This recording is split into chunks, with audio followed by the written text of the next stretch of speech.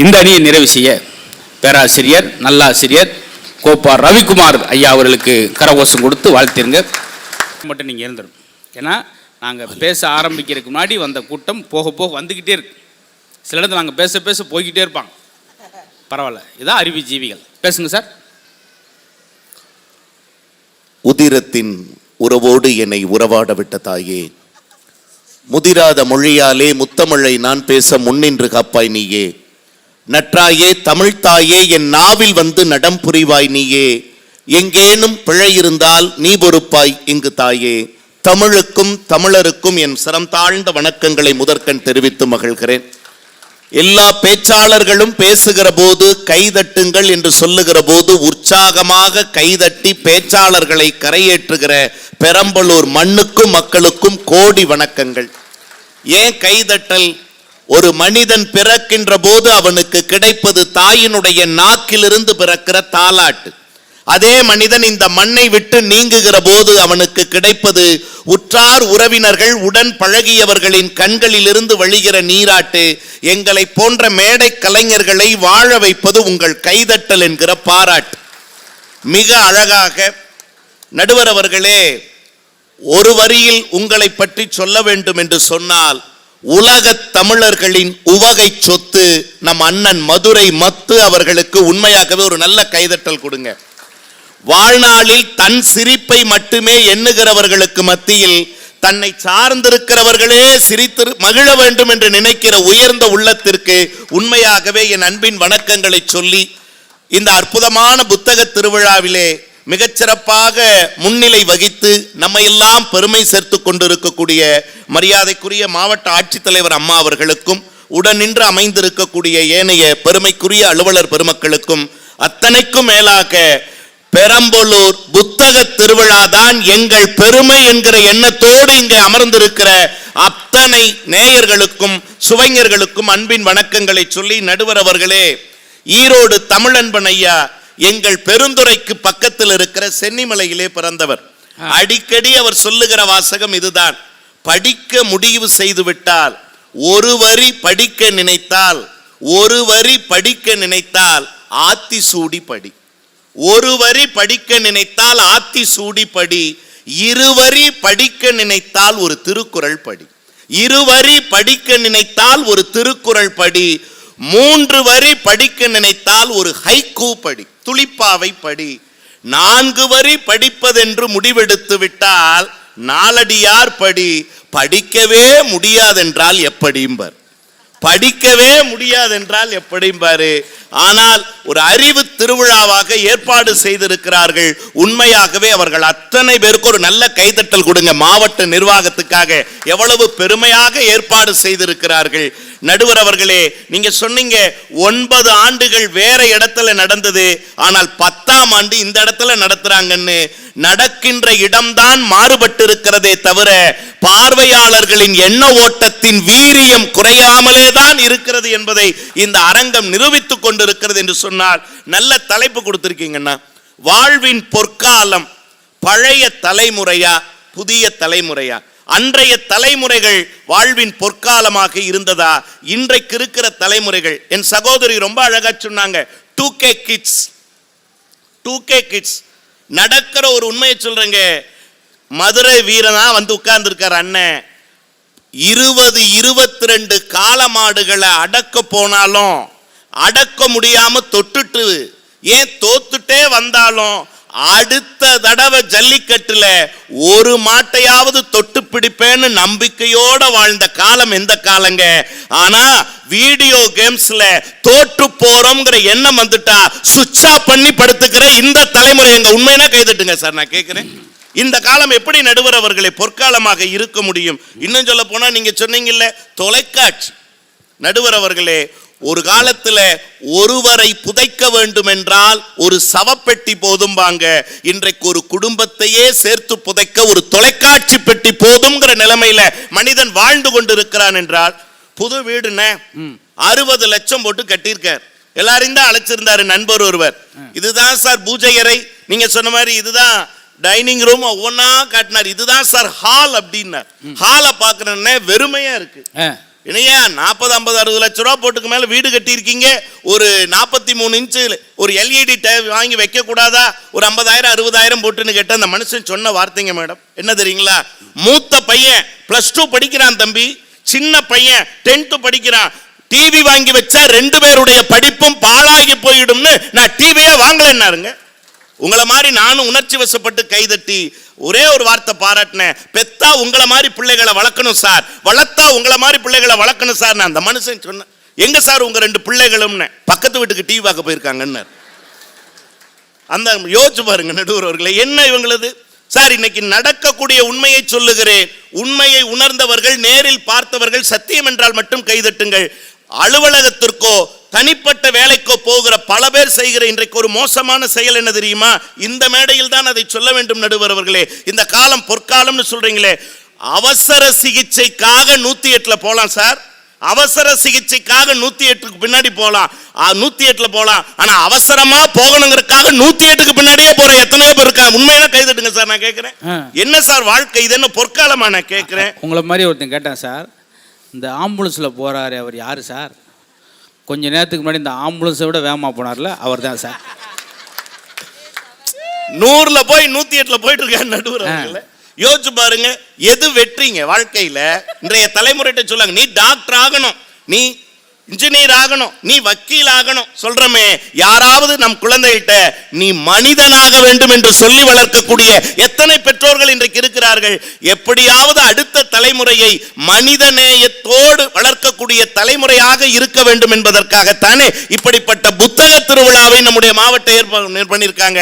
யோசிச்சு பாருங்க, தயவு செய்து கோவில் திருவிழாக்களுக்கு குழந்தைகளை அழைத்து செல்லுவதை விட புத்தக திருவிழாக்களுக்கு அவசியம் குழந்தைகளை அழைத்து வாருங்கள். யோசிச்சு பாருங்க, படிக்கிறதுல இருக்கிறத சுகத்தை கத்து கொடுக்குறாங்களே. யோசிச்சு பாருங்க, நிறைய சொன்னாங்க. இன்னொன்னு சொல்றேன் நடுவர் அவர்களே, எங்க காலத்துல எல்லாம் பழைய வீடுன்னாங்க, என்னங்க பெரிய மண்ணு வீடுனாங்க. உண்மைதான், உடைந்த வீடுகள் அந்த காலத்துல, உடைந்த வீடுகள் நடுவர் அவர்களே. ஆனால் உடையாத குடும்பங்கள், உடைந்த வீடுகள் தான், ஆனால் உடையாத குடும்பங்கள். இன்றைக்கு உடையாத வீடுகள், கான்கிரீட் வீடுகள் இருக்கிறோம், ஆனா உடைந்து போன குடும்பங்களாக மாறி போய் விட்டோம் என்று சொன்னால் எந்த காலம் பொற்காலம் என்பதை நீங்களே முடிவு செய்து கொள்ளுங்கள்.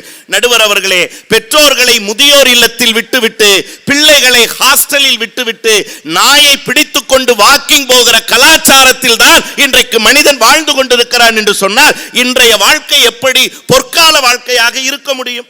நீங்க யோசிச்சு பாருங்க. இதுல வேற ஒன்று சொன்னாங்க, இந்த சமையலை குறித்து அண்ணன் சொன்னார் பாருங்க, இந்த வெந்தயம் நொந்தயதையும். ஒரு கைதட்டல் கொடுங்க சார். உண்மையிலுமே இனி வெந்தயத்தை பயன்படுத்துகிறவர்களின் எண்ணிக்கை இந்த நிகழ்ச்சிக்கு அப்புறம் அதிகமாகும். உண்மைதானே? எனக்கு என்ன தெரியுங்களா, வைரமுத்து சார் அம்மா குறித்து ஒரு கவிதை எழுதினார்லன்னு, எனக்கு அதுல பிடிச்சதே, இந்த உலகத்துல நீங்க எத்தனையோ பல 100 நாடுகளுக்கு போயிருக்கீங்க. ஒரு கைதட்டல் கொடுங்க சார். தமிழ் அண்ணனை கூட்டிட்டு போயிருக்கு அத்தனை நாடுகளுக்கும், அந்த கற்ற தமிழ் அத்தனை நாடுகளுக்கு கூட்டிட்டு போயிருக்கு. எத்தனையோ வெளிநாடுகள்ல நீங்க சாப்பிட்டுருக்கலாம், இங்க எத்தனையோ பெருமக்கள் பெரிய பெரிய உணவகங்கள்ல சாப்பிட்டுருக்கலாம். எந்த உணவகத்திலும் கிடைக்காத ஒரு சுவை என்ன தெரியுமா? மண்பானையில் பெற்றதாய் பழைய சோற கையில் எடுத்து கொடுக்கிற சுவை எந்த உணவக சுவைக்கும் ஈடாகாது அப்படின்னு சொன்னா, இந்த விஷயத்தை சொன்னாங்க. ரொம்ப அழகா அந்த கவிதையில பதிவு பண்ணியிருப்பார். கதகதன்னு களிகிண்டி களிக்குள்ள குழிவெட்டி கருப்பட்டி நல்லெண்ண கலந்து தருவாயே. அடுத்த வரிதாங்க அதுல அழகு. தொண்டையில அது இறங்கும் சுகமான இளஞ்சூடு, மண்டையில இன்னும் மசமசன்னு நிக்குதம்மான்னு எழுதியிருப்பார் பாருங்க. நடுவர் அவர்களே, சாப்பிட வேண்டாங்க, ஆனா சாப்பிட்டு அந்த ருசியும் சுவையும் சூடும் குறையாமல் எழுத்தில் பதிவு செய்தாரே ஒரு கவிஞர். அது என்ன தெரியுங்களா? நேற்று வாழ்ந்த காலத்தினுடைய நினைவுகளின் எச்சமாக அடுத்த தலைமுறைக்கு கடத்தி செல்லுகிற ஒரு வாய்ப்பு நடுவர் அவர்களே. இது இல்லைன்னு மறுக்க முடியுமா? நடுவர் அவர்களே, எங்க ஊர் சொன்னீங்க, கொங்கு நாட்டு பகுதி கோயம்புத்தூர்ல ஒரு பெரிய அம்மா, இன்னைக்கும் யூடியூப்ல அன்னலட்சுமி அவங்களும் தேடி பார்க்கலாம். யாரு தெரியுங்களா? கமலாத்தாள் பாட்டின்னு ஒரு அம்மா இருக்காங்க. அவங்க இன்றைய தலைமுறை அல்ல, பழைய தலைமுறை தான். ஆனா அந்த கமலாத்தாள் பாட்டிக்கு என்ன ஃபேமஸ் தெரியுங்களா? எல்லாருக்கும் யூடியூப் எல்லாரும் தேடி பாருங்க. இன்றைக்கும் கோவை மாநகருக்கு பக்கத்தில் இருக்கிற ஒரு கிராமம் வடிவேலாம்பாளையம்னுங்க. அந்த வடிவேலாம்பாளையத்துல ₹1 இட்லி பாட்டினா அந்த அம்மாவை தெரியாத ஆளே கிடையாது, தெரியாத ஆளே கிடையாது. அரிமா சங்கம் ஏற்பாடு செஞ்ச ஒரு பாராட்டு விழாவில் அந்த அம்மாவுக்கு பாராட்டு கொடுத்தாங்க. அதில் கலந்து கொள்ளுகிற வாய்ப்பு எனக்கு கிடைச்சதுங்க. அந்த அம்மா பக்கத்தில் இருந்து பேசக்கூடிய ஒரு சில நிமிடங்கள் கிடைச்சது. கேட்டேன், எப்படி பாட்டி ₹1 இன்னைக்கு சாப்பாடு கொடுக்குற, இட்லி கொடுக்குறேன்னு சொல்லும்போது அந்த மனுஷி சொன்ன வார்த்தை, அந்த கால மனுஷி சொன்ன வார்த்தை என்ன தெரியுங்களா? இந்த உடம்புல உசுர் இருக்கிற வரைக்கும் ₹1 தான் சாமி நான் இட்லி கொடுப்பேன். ஏன்னா சொன்ன பாருங்க ஒரு வார்த்தை என்ன தெரியுமா நடுவர் அவர்களே? இந்த உலகத்துல கொடுத்து ஏழையானாலும் எடுத்து பணக்காரன் ஆயிடக்கூடாதுப்பான்னு. கொடுத்து ஏழையானாலும் எடுத்து பணக்காரன் ஆயிடக்கூடாது சொல்லிட்டு முடிச்சா நடுவர் அவர்களே. ஏன்னா கொடுத்தது என்னைக்குமே கைவிடாது, எடுத்தது என்னைக்குமே நமக்கு கை கொடுக்காதுங்கிற வார்த்தையை அந்த தலைமுறை, பழைய தலைமுறை தான் சொல்லுகிறது என்று சொன்னால் நடுவர் அவர்களே, அவங்க வாழ்க்கைங்க இல்லாம இருந்தது, அறியாமை இருந்தது, ஆனால் வாழ்க்கை முழுவதும் சந்தோஷம் நிறைந்திருந்தது என்பதுதான் நடுவர் அவர்களே உண்மையான உண்மை.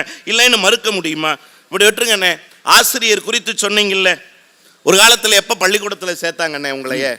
அதுக்கு காதை பிடிச்சி இப்படி காதை கையை இழுத்து தொட்டா, காதை தொட்டா 5 வயசுன்னு கொண்டு போய் பள்ளிக்கூடத்து. இன்னைக்கு அப்படியா?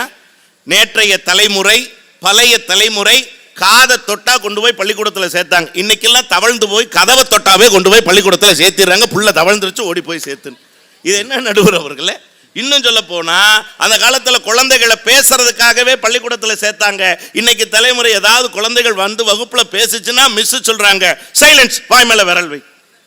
பேச வேண்டிய வயதுல பேச விடாமல் தடுக்கிற தலைமுறைகள் இன்றைய தலைமுறைகளாக இருக்காங்கன்னா இவங்களுக்கு எப்படி நடுவர் அவர்களை வாழ்க்கை மகிழ்ச்சியாக இருக்கும்? இன்னும் சொல்றேன்னே, நீங்க ஆசிரியர் அடி வாங்கியிருக்கீங்களா? அதனாலதான் சார் இங்க வந்திருக்கேன். கைதட்டல் கொடுங்க சார். இன்றைக்கு ஒரு நடுவரை ஒரு ஆசிரியர் உருவாக்கி இருக்கார், மன்னிக்கணும் செதுக்கி இருக்கிறார் அப்படின்னு சொன்னா இங்க எல்லாருமே ஆசிரியர்கிட்ட அடி வாங்கினவங்க தான். அந்த காலத்துல மேடம் எல்லாம் இருக்காங்க, பெற்றோர்கள் ஆசிரியர்களிடத்துல ஒப்படைக்கிற போது குழந்தைகள் என்னென்ன சொல்லுவாங்க? கண்ணை மட்டும் விட்டுருங்க ஐயா, தோலை உரிச்சிருங்க. வாத்தியார் என்ன கசாப்பு கடையான வச்சிருந்தாரு? கண்ணை மட்டும் விட்டுருங்க, தோலை உரிச்சிருங்க. என்ன அர்த்தம் தெரியுங்களா? என் மகனை, என் மகளை உங்களிடத்திலே நான் ஒப்படைக்கிறேன், அவளுடைய அறியாமை என்கிற தோலை உரித்து விட்டு அறிவு கண்களை திறந்து விடுங்கள் என்பதனுடைய சூசகமான வார்த்தை தானே நடுவர் அவர்களே. ஆனா இன்னைக்கு தலைமுறையில் அடிக்க முடியுமா? தொட்டு உத்து பார்த்தாவே கொலை முயற்சிங்கிறான் சார். எங்க தொடர்றது சார்? சிவசார்ல உட்காந்துருக்காங்க தெரியும். உத்து பார்த்தாவே கொலை முயற்சிங்கிறா, ஒன்னும் செய்ய முடியாது. என்ன தெரியுங்களா? ஆனாலும் அதை கடந்து செல்லக்கூடிய வாய்ப்பாகத்தான் நாம் ஒன்றை செய்து கொண்டு இருக்கிறோம் என்று சொன்னால் நடுவர் அவர்களே, ஆசிரியர் அடித்தது வருத்துவதற்கல்ல, தன்னை திருத்துவதற்கு என எண்ணி வாழ்ந்த அன்றைய வாழ்க்கை தான் நடுவர் அவர்களே என்றைக்குமே பொற்காலம். நல்லவனா இருந்தா தான் சம்பாதிக்க முடியும்னு எங்க காலத்துல சொன்னோம். அந்த காலம் என்ன தெரியுங்களா? நல்லவனா இருந்தா தான்ப்பா சம்பாதிக்க முடியும். ஆனா இந்த காலம் மாத்தி விட்டுருச்சியா? என்ன தெரியுங்களா? சம்பாரிச்சா தாண்டா நீ நல்லவன், சம்பாரிச்சா தாண்டா நீ நல்லவன்னு அளவுகோலையே மாத்தி விட்டுருக்கீங்களே. இந்த காலம் எப்படி நடுவர்களுக்கு தான் முடியும்? நான் இப்படி கேட்கிறேனே, ஒரு திருமணம் நடத்துறதுக்கு எவ்வளவு செலவாகும் தோராயமா? ஒரு 5 லட்சம் ரூபா வரும். இன்னைக்கு இருக்கிற சூழ்நிலைக்கு ஒரு 5-6 லட்சம் ரூபாய் ஆகும், ஒரு 10 லட்சம் ரூபாய் ஆகும்.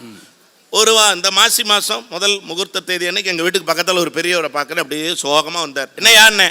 பொண்ணுக்கு கல்யாணம் ஆயிடுச்சு தம்பின்னார். எனக்கு சொல்லவே இல்லை அப்படின்னேன். அவரு சொன்னார், அவ எங்கிட்டே சொல்லலை தம்பி அப்படின்னார். என்னையா சொன்னீங்க? எவ்வளோயா செலவாச்சுன்னு? 16,500 ரூபா ஆச்சு தம்பின்னார். என்னையா 16,500? எப்படி அண்ணன் சொன்ன மாதிரி ஒரு 4-5 லட்சம் 6 லட்சமா?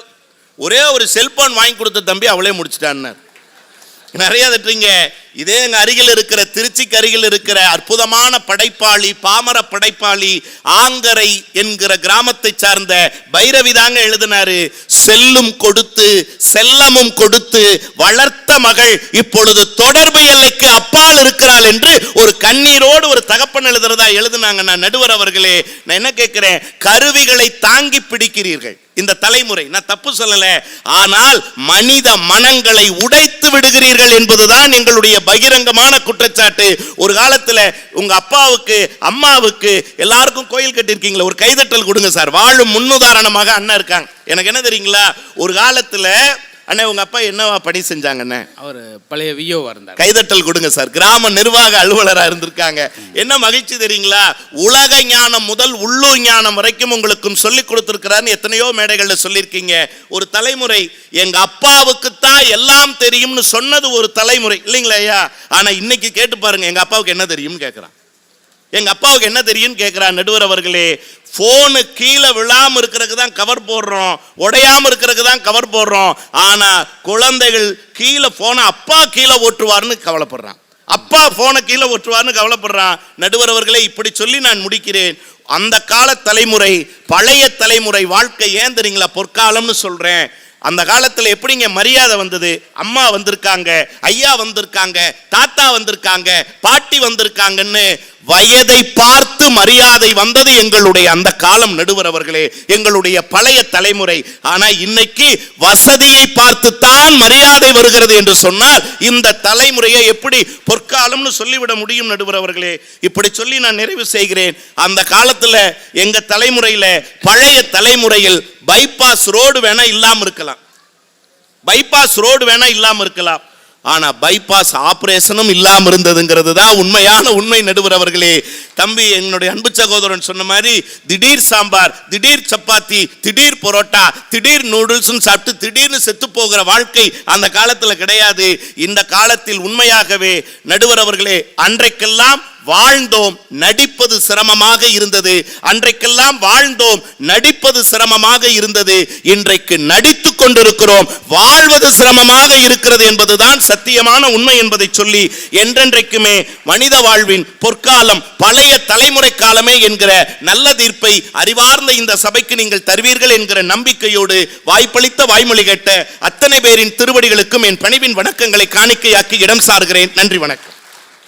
வெறும் 16,500 ஃபோன் வாங்கி கொடுத்தா கல்யாணம் ஆகிடுற ஒரு காலகட்டத்துக்கு வந்துட்டோம். எங்கள் ஊர்லேயும் ஒரு ஆள் பொண்ணு கொடுத்தாரு. என்னையா அவர் எப்படி? அவர் தான் என்னுடைய 8 பொண்ணுக்கும் மாப்பிள்ளை பார்த்து கட்டி வச்சார். பரவாயில்ல பரவாயில்ல. அவருக்கு என்ன கொடுத்தீங்க? ஏன் 9வது பொண்ணு அவருக்கு தான் கொடுத்தேன். கல்யாணம் ஒவ்வொரு விதம், ஒவ்வொன்றும் ஒரு விதம். ஆனால் உங்கள்கிட்ட தான் வந்து என்ன விஷயம் பேசினாலும் ரசிக்கேன். அறிவான விஷயத்துக்கும் கைதட்டுறீங்க. நான் சில இடங்களில் பேசுகிறதுக்கு கருத்து சொன்னாலே யோசிக்கிறாங்க. ஒரு இடத்துல பேசினேன், அன்பை கொடு, அறிவை கொடு, பண்பை கொடு அப்படின்னு, மைக்கை கொடு அப்படின்னு வாங்கிட்டு போயிட்டாங்க.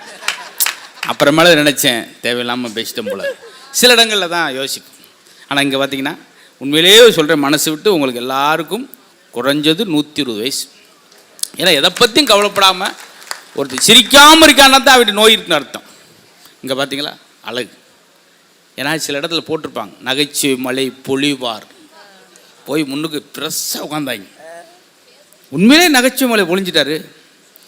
சொல்லுகிற சொற்களும் சொந்தமானன்றாரு, பூரா நனைஞ்சிட்டாங்க. முன்னாடி எடுத்து துண்டை வச்சு துவட்டிக்கிட்டு உட்காந்துருக்கான் சார். மறுபடி விடலை, சொல்வதும் ஐயா போதையா, தண்ணி ஆறா ஓடுது, அதில் மீன் பிடிச்சிக்கிட்டு இருக்காங்க 2 பேர். கொஞ்சம் சார் கொஞ்சம் அதிகமாக போயிட்டேன் மீன் வரைக்கும், ரொம்ப நன்றி. இப்படிலாம் ஆயிரும் சார். இதுதான் பேச்சு. பேச்சுக்கலை மாதிரி ஒரு அருமையான கலை சார் கிடைக்காது சார். அது தமிழில் பட்டிமன்றம் ஒன்று இருப்பதே தமிழில் மட்டும்தான் சார். எங்கள் பீகாரில் நடத்த முடியுமா பட்டிமன்றம்? கேரளாவில் நடத்த முடியுமா? தமிழ் கிடைச்ச அழகான விஷயம். அதனால தான் பேச்சு. வாரியார் அவர்களாம் 4 மணி நேரம் 5 மணி நேரம் பேசுகிற பொழுது திடீர்னு மேடைக்கெல்லாம் வருவாங்க. சாமி, நான் ஒரு மளிகை கடை வச்சுருக்கேன், கடையில் என்ன படம் மாட்டலாம்? நீ என்ன படத்தை வேணாலும் மாட்டிக்க, ஆனால் கலப்படம் பண்ணி மாட்டிக்கிறாத. மறுநாள் அந்த பக்கம் போகிறாரு, கடை இடிச்சுக்கிட்டு இருக்கான். ஏடா திடீர்னு இப்படி சொல்லிட்டாரு. ரொம்ப சுருக்குமா. பழைய பாண்டியான் ஒரு படம், ஒருத்தர் போட்டு அடிச்சுக்கிட்டு இருப்பாங்க, அந்த பக்கம் எம்ஆர்ஆர் வருவார். டாய் ஏண்டா அவனை அடிக்கிறீங்க? ஐயா கொடுத்த கண்ணை திருப்பி தர மாட்டேங்கிறாய். ஏண்டா கொடுத்தீங்க? ஐயா இல்லேன்னு கேட்டான், கொடுத்தவங்க இல்லை அவன்கிட்ட கொடுத்தா எப்படா திருப்பி தருவியா? ஓட்டிட்டாங்கல்ல 4 பேரும். அவன் இல்லைன்னு கேட்குறான், கொடுத்தா எப்படி திருப்பி தருவான்? எவ்வளோ சென்சிபிள். இந்த மாதிரி இதான் கடங்க பிரச்சனை இன்ன வரைக்கும் வர்ற காரணம் தான் சார். பார்த்தீங்களா சிலர் பேச்சை பார்த்தீங்களா? மானம் சூடு சொரண வெக்கறதா மரியாதை கொடுத்துருவாய கேட்காதரா அப்படின்றான். இது அவன் சொல்லணும், இவன் சொல்கிறான் சார். பூராமே நெகட்டிவாக போயிடுச்சு சார். நம்ம என்னத்தை பேச முடியும்? என்னத்தை பேச முடியும்னே பேசிக்கிட்டு இருக்காரு. அன்னைக்கு பார்க்குறேன் ஒரு ஆளை சுற்றி நாய்க்குட்டியாக நிற்கி சார், 18 நாய்க்குட்டி. என்னன்னு கேட்டால் அவர் தான் 18 பட்டிக்கும் சொந்தக்காரன். இதெல்லாம் ஒரு காலத்தில் எடுத்துச்சு சார். இன்றைக்கி யார் சார் கேட்குறா? அதெல்லாம் நானாக சொல்லி நாளாக மகிழ்ந்துட்டு போக முடியாது. நல்ல விஷயம். எனக்கு தெரிஞ்சு கோயில் திருவிழாவில் கூட நாங்கள் என்னென்னமோ நகைச்சுவையில் எப்படியே பேசுவோம், இருந்தாலும் கூட்டம் கலைவாங்க. ஆனால் ஆச்சரியப்பட்டு எனக்கு உண்மையிலே என்னைக்காவது ஒரு மேடை, ஏதாவது ஒரு மேடை தான் விரும்பி அந்த மேடைக்கு போகணும்னு ஆசைப்படுறது. அவர் நம்ம விசால் சரவணன் சார் கூப்பிடும்போது சந்தோஷப்பட்டேன். ஆஹா, மறுபடியும் பெரம்பலூரா சார்? இதில் மித்த மேடைகள்லாம் மக்கள் சந்தோஷத்துக்காக போகிறது, இது எங்கள் சந்தோஷத்துக்காகவே நாங்கள் வர்ற ஒரு மேடை பெரம்பலூர் புத்தக திருவிழா. அது நம்ம டிஆர் சார், கலெக்டர் மேடம்லாம், அதிகாரிகள்லாம் உட்காந்து கடைசி வரைக்கும் கேட்குறாங்க பாரு. பார்த்தீங்களா, சில ஊரில் தொடங்கி வச்சுட்டு போயிடுவாங்க. சில நேரம் எங்கள் பேரை கட்டிட்டு நீங்களே தொடங்கிக்கங்கன்னு சொல்லிட்டு கூட அப்படிலாம் சொல்கிற இடம்லாம் உண்டு. ஆனால் வந்து உட்காந்து கேட்குற விஷயம் இருக்குது. பார்த்தீங்களா சார்? பார்த்தீங்களா இந்த பூக்கள் பாருங்களேன், எல்லா அலங்காரத்துக்கும் ஏன் பூக்களை வைக்கிறோம்? அதான் சிரிச்சுக்கிட்டே இருக்கும். சிரித்து கொண்டே இருக்கிறவங்களுக்கு தான் மரியாதை கூட சார். 6 அடி உயரம் சார், கலரு எம்ஜிஆர் கலரு மின்னுவார். ஆனால் சிரிக்கலாம், அவன் ஒரு உம்னா மூஞ்சிங்க, அவனா அவன் முகரையும் அப்படி சிரிக்கலாம் போச்சு. ஒரு கோழி எப்படி அறிமுகப்படுத்துகிறான்? வெட்டைக்கோழி சார், முட்டைக்கோழி, எண்ணே ஊற்ற தேவையில்லை, அதான் பொறிஞ்சு வரும். 2 கிலோ முட்டைக்கோழி வெட்டைக்கோழின்வான். ஆட்டுக்குட்டி எப்படி அறிமுகப்படுத்துவான் சார்? 13 கிலோ சார், எல்லாம் குட்டி சார், கொழுப்பே இருக்காது சார். இப்படி தானே அறிமுகப்படுத்தும். மனுஷன் அப்படி அறிமுகப்படுத்தும். மாயாண்டி சார் 83 கிலோ, தெருவுக்கே போதும். அப்படியா சொல்ல முடியும்?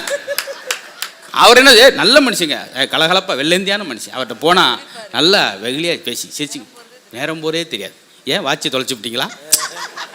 இப்படிலாம் நம்ம கேட்கக்கூடாது. எப்பயுமே இந்த குழப்பம் இருக்கும். எனக்கு ஒரு சார் வாத்தியார் பாடம் நடத்தும் போது பசங்களாம் ரொம்ப சவுண்டாக இருக்காங்கன்னு சொல்லி சொன்னார், தம்பி ஜாலியாக இருங்க, ஆனால் அதே ஜோலியாக இருக்காங்க. சாரெலாம் உங்கள் வயசுலடா அவ்வளோ கஷ்டம்டா, நாங்கள் தான்டா பழைய தலைமுறை, அவ்வளோ கஷ்டம்டா. சொல்லட்டா, வெக்கத்தை விட்டு சொல்லவா? கிழிஞ்ச டவுசரா, எனக்கு கிழிஞ்ச டவுசரோட சிங்கப்பூர் போனேன். 16 வருஷம் கடுமையாக உழைச்சி இன்றைக்கி என் வீட்டில் வந்து பாருங்க 80 லட்சம் வச்சுருக்கேன். குண்டை ஓரத்தை வந்துச்சு, 80 லட்சம் கிழிஞ்ச டவுசர் வச்சு என்ன சார் செய்ய போகிறீங்க? 3 மாதம் அந்த பக்கம் இல்லையே. ரொம்ப பிரில்லியண்டாக இருக்கான் சார், அவன்ட்டு கொஞ்சம் காப்பு விட்டாலும் போச்சு. அவர் சொன்னார், பார்த்தீங்களா எத்தனை பாடங்கள் நடத்துகிறேன், எல்லாம் நிரம்ப சொல்லிக்கிட்டே இருந்தார். எப்பவுமே மாணவர்கள் மீது நீங்கள் இனிப்பு வாங்கி தருவதும் உடை வாங்கி தருவதும் அது ஒரு வகையான அன்பு தான். ஆனால் உங்கள் குழந்தைகளை பிள்ளைகளை கண்டிப்பதும் ஒரு வகையான அன்பு தான். அந்த அன்பு தான் பிற்காலத்தில் அவங்களுக்கு பெரிய பாதுகாப்பு. இனிப்பு அப்பப்போ கொடுக்குற சின்ன சந்தோஷம். சொன்னார் பார்த்தீங்களா, நீங்கள் வார்த்தையாட்டி அடி வாங்கியிருக்கலான்னு. அந்த அடிதான் எவன் ஒருவன் புண்பட்டவனோ அவன் தான் எதிர்காலத்தில் பண்பட்டவனாக வளர முடியும். தொலை போடுகிற போது மூங்கில் வலித்திராமல் கத்தாமல் அமைதியாக இருக்கக்கூடிய மூங்கில் தான் புல்லாங்குழலாக மாறி இசை எழுப்பும். ஒரு சின்ன தொலையை கூட தாங்க முடியாத அந்த மூங்கில் 2ஆக பிளந்து விறகுக்கு போயிடும். பொறுமைதான். ஒவ்வொரு உளியின் வலியை தாங்கக்கூடியதான் கருங்கல் சிற்பமாக மாறுகிறது. ரேஸ் அப்படி உடஞ்சின்னா கீழே தரதளத்துக்கு போட்டோம். அதனால் மாணவர்களை செதுக்குவதற்கான ரொம்ப அழகான ஒரு இடம் புத்தகம். அதைத்தான் இந்த இடத்துல நீங்கள் ஒரு பஸ் ஸ்டாண்டில் நின்று ஒரு 10 ரூபாய்க்கு ஒரு கடலைப்பருப்பை வாங்கி உடனே அந்த பேப்பரை பிரிச்சுட்டு கடலைப்பருப்பை கொறிப்பதற்கு முன்பு அந்த பேப்பர் உள்ள எழுத்துக்களை கொறிப்பவன் தான் பெருசான வெற்றி அடைச்சு. அது மாதிரி நாங்கள்லாம் சின்ன தேடணும். இப்போ பட்டிமன்றத்தில் நிறைவு பகுதி ரவிக்குமார் சார் ஒரு வார்த்தை சொல்லிட்டு போனார். அன்றைக்கி வயதை பார்த்து வந்த மரியாதை இன்றைக்கி வயசை பார்த்து வருது. பார்த்தீங்களா, அன்றைக்கெல்லாம் டக்குன்னு உடம்பு இல்லைன்னா டக்குன்னு கையை பிடிச்சி உயிர் இருக்கான்னு பார்ப்பான். இன்றைக்கி படக்குன்னு மயக்கப்பட்டு விழுந்தான்னு கிடுக்குன்னு பீரோ திறந்து பார்க்குறேன், உயிர் இருக்கான்னு பார்க்குறேன். அவர் எப்படியும் போயிட்டு போகிறார். பார்த்தீங்களா, யூஎஸ்லேருந்து பையனை கூப்பிடுவாங்க, வாங்க அப்பா கொஞ்சம் சீரியஸாக இருக்கார், வந்து ஒரு வாரம் தங்குறான். என்ன முடிஞ்சிரும்டைங்க? ஒன்றும் முடியலையே, கொஞ்சம் இழுக்குது, முடிஞ்சிடும். அதுக்குள்ளே ஏன் லீவ் முடிஞ்சிடும், டப்புன்னு முடிகிற மாதிரி ஒன்று ஏற்பாடு பண்ணுங்க சொல்கிறான் சார். அப்படி ஆயிடுச்சு சார் அன்பு. இதெல்லாம் சொன்னால் ரொம்ப நேரம் போயிடும். நீங்கள் ஒரு பேச்சாளர் இருக்கீங்க, உங்களுக்கும் ஒரு டயத்தை ஒதுக்க வேண்டிய சூழல். ஆனால் இந்த மாதிரி ரசிகர்கிட்ட பேசுவதே நம்மளுக்கு ஒரு பொறி புண்ணியம். அதெல்லாம் திரும்ப திரும்ப வர்றது. அதனால் இன்னும் நாங்கள் ஒரு 2600 ஜோக்கு வச்சுருக்கேன். அதனால் அடுத்த வருஷம் கூப்பிடாமல் விட்டுறாதீங்க. ரொம்ப ஹைலைட் ஜோக்ஸ்லாம் அமைதியாக கட்டப்பையில் போட்டு வச்சுருக்கேன், பாலித்தீன் போட்டு மழைக்கு நனைஞ்சிடக்கூடாது. அதனால் இப்போ நிறைவாக வாழ்வின் பொற்காலம், புதிய தலைமுறை, இன்னைக்கு உள்ள இந்த யங்ஸ்டர்கிட்ட தான் இருக்குது என்று சொல்லி திருச்சியை சேர்ந்த அன்னலட்சுமி அவங்களுக்கு ஒரு பெரிய கரகோஷம் கொடுத்து அன்போடு வரவேற்று. இந்த பெருசாக நினச்சிறாங்க, அன்னம் என்றால் சோறு, சோத்து பாரதி சோத்து லட்சுமி. வந்த உடனே என்ன கேட்கணும், என்ன தலைப்பு சார், நாங்கள் எப்படி பேசணும், எவ்வளோ நேரம் பேசணும்னு கேட்டால் அது உங்கள் மனுஷி. அப்புறம் வெச்சா நான் வச்சா சார், கொஞ்சம் மீன் கொஞ்சம் கொஞ்சம் துருவலாக போட்டு இப்படி பேசினா எப்படி இருக்கும் எடுங்க. நான் எல்லாருக்கும் தெரியறேனா? போதும், தெரியாத வரைக்கும் எங்களுக்கு சந்தோஷம். அப்போ தான் எங்களை நிம்மதியாக உட்கார முடியும். சார் 5 மணிக்கு போட்ட மேக்கப் வேற, அதனால தான் கொஞ்சம் வருத்தப்படக்கூடாதுல்ல, அதுக்காக தான் சார். வாட்டர் ப்ரூஃப் மேக்கப் போட ஆரம்பிச்சிட்டீங்களே, மலைக்கு கூட அது வாட்டுக்கு பேசாம. சார் இப்போ தெரியலன்னா முன்வரிசையில் வருத்தப்படுவாங்க, அப்படிதானே? இல்லையா? தெரிஞ்சா தான் வருத்தப்படுவார். ரஸ்ஸாக இருக்கு சார், பேசுங்க. மதிப்பிற்குரிய நடுவர் அவர்களையும் பேச்சாளர் பெருமக்களையும் வணங்கி மகிழ்ந்து திருச்சி அன்னலட்சுமியின் பேச்சை கேட்பதற்காகவே காத்து கொண்டிருக்கக்கூடிய என் உயிரினும் மேலான ரசிக பெருமக்களுக்கு பட்டிமன்ற குழுவின் சார்பாக நன்றிகள், இந்த வணக்கங்களை தெரிவித்துக் கொண்டு, நடுவர் அவர்களே, உன் பேச்சை கேட்கறதுக்காக அவங்க காத்திருக்கல. அவங்க கடைசி பஸ் 10:15. எனக்கும் தான் சார். எனக்கு 9:45 போக வேண்டிய பஸ் கொஞ்சம் பஞ்சராகி நிற்குது. வேணும்.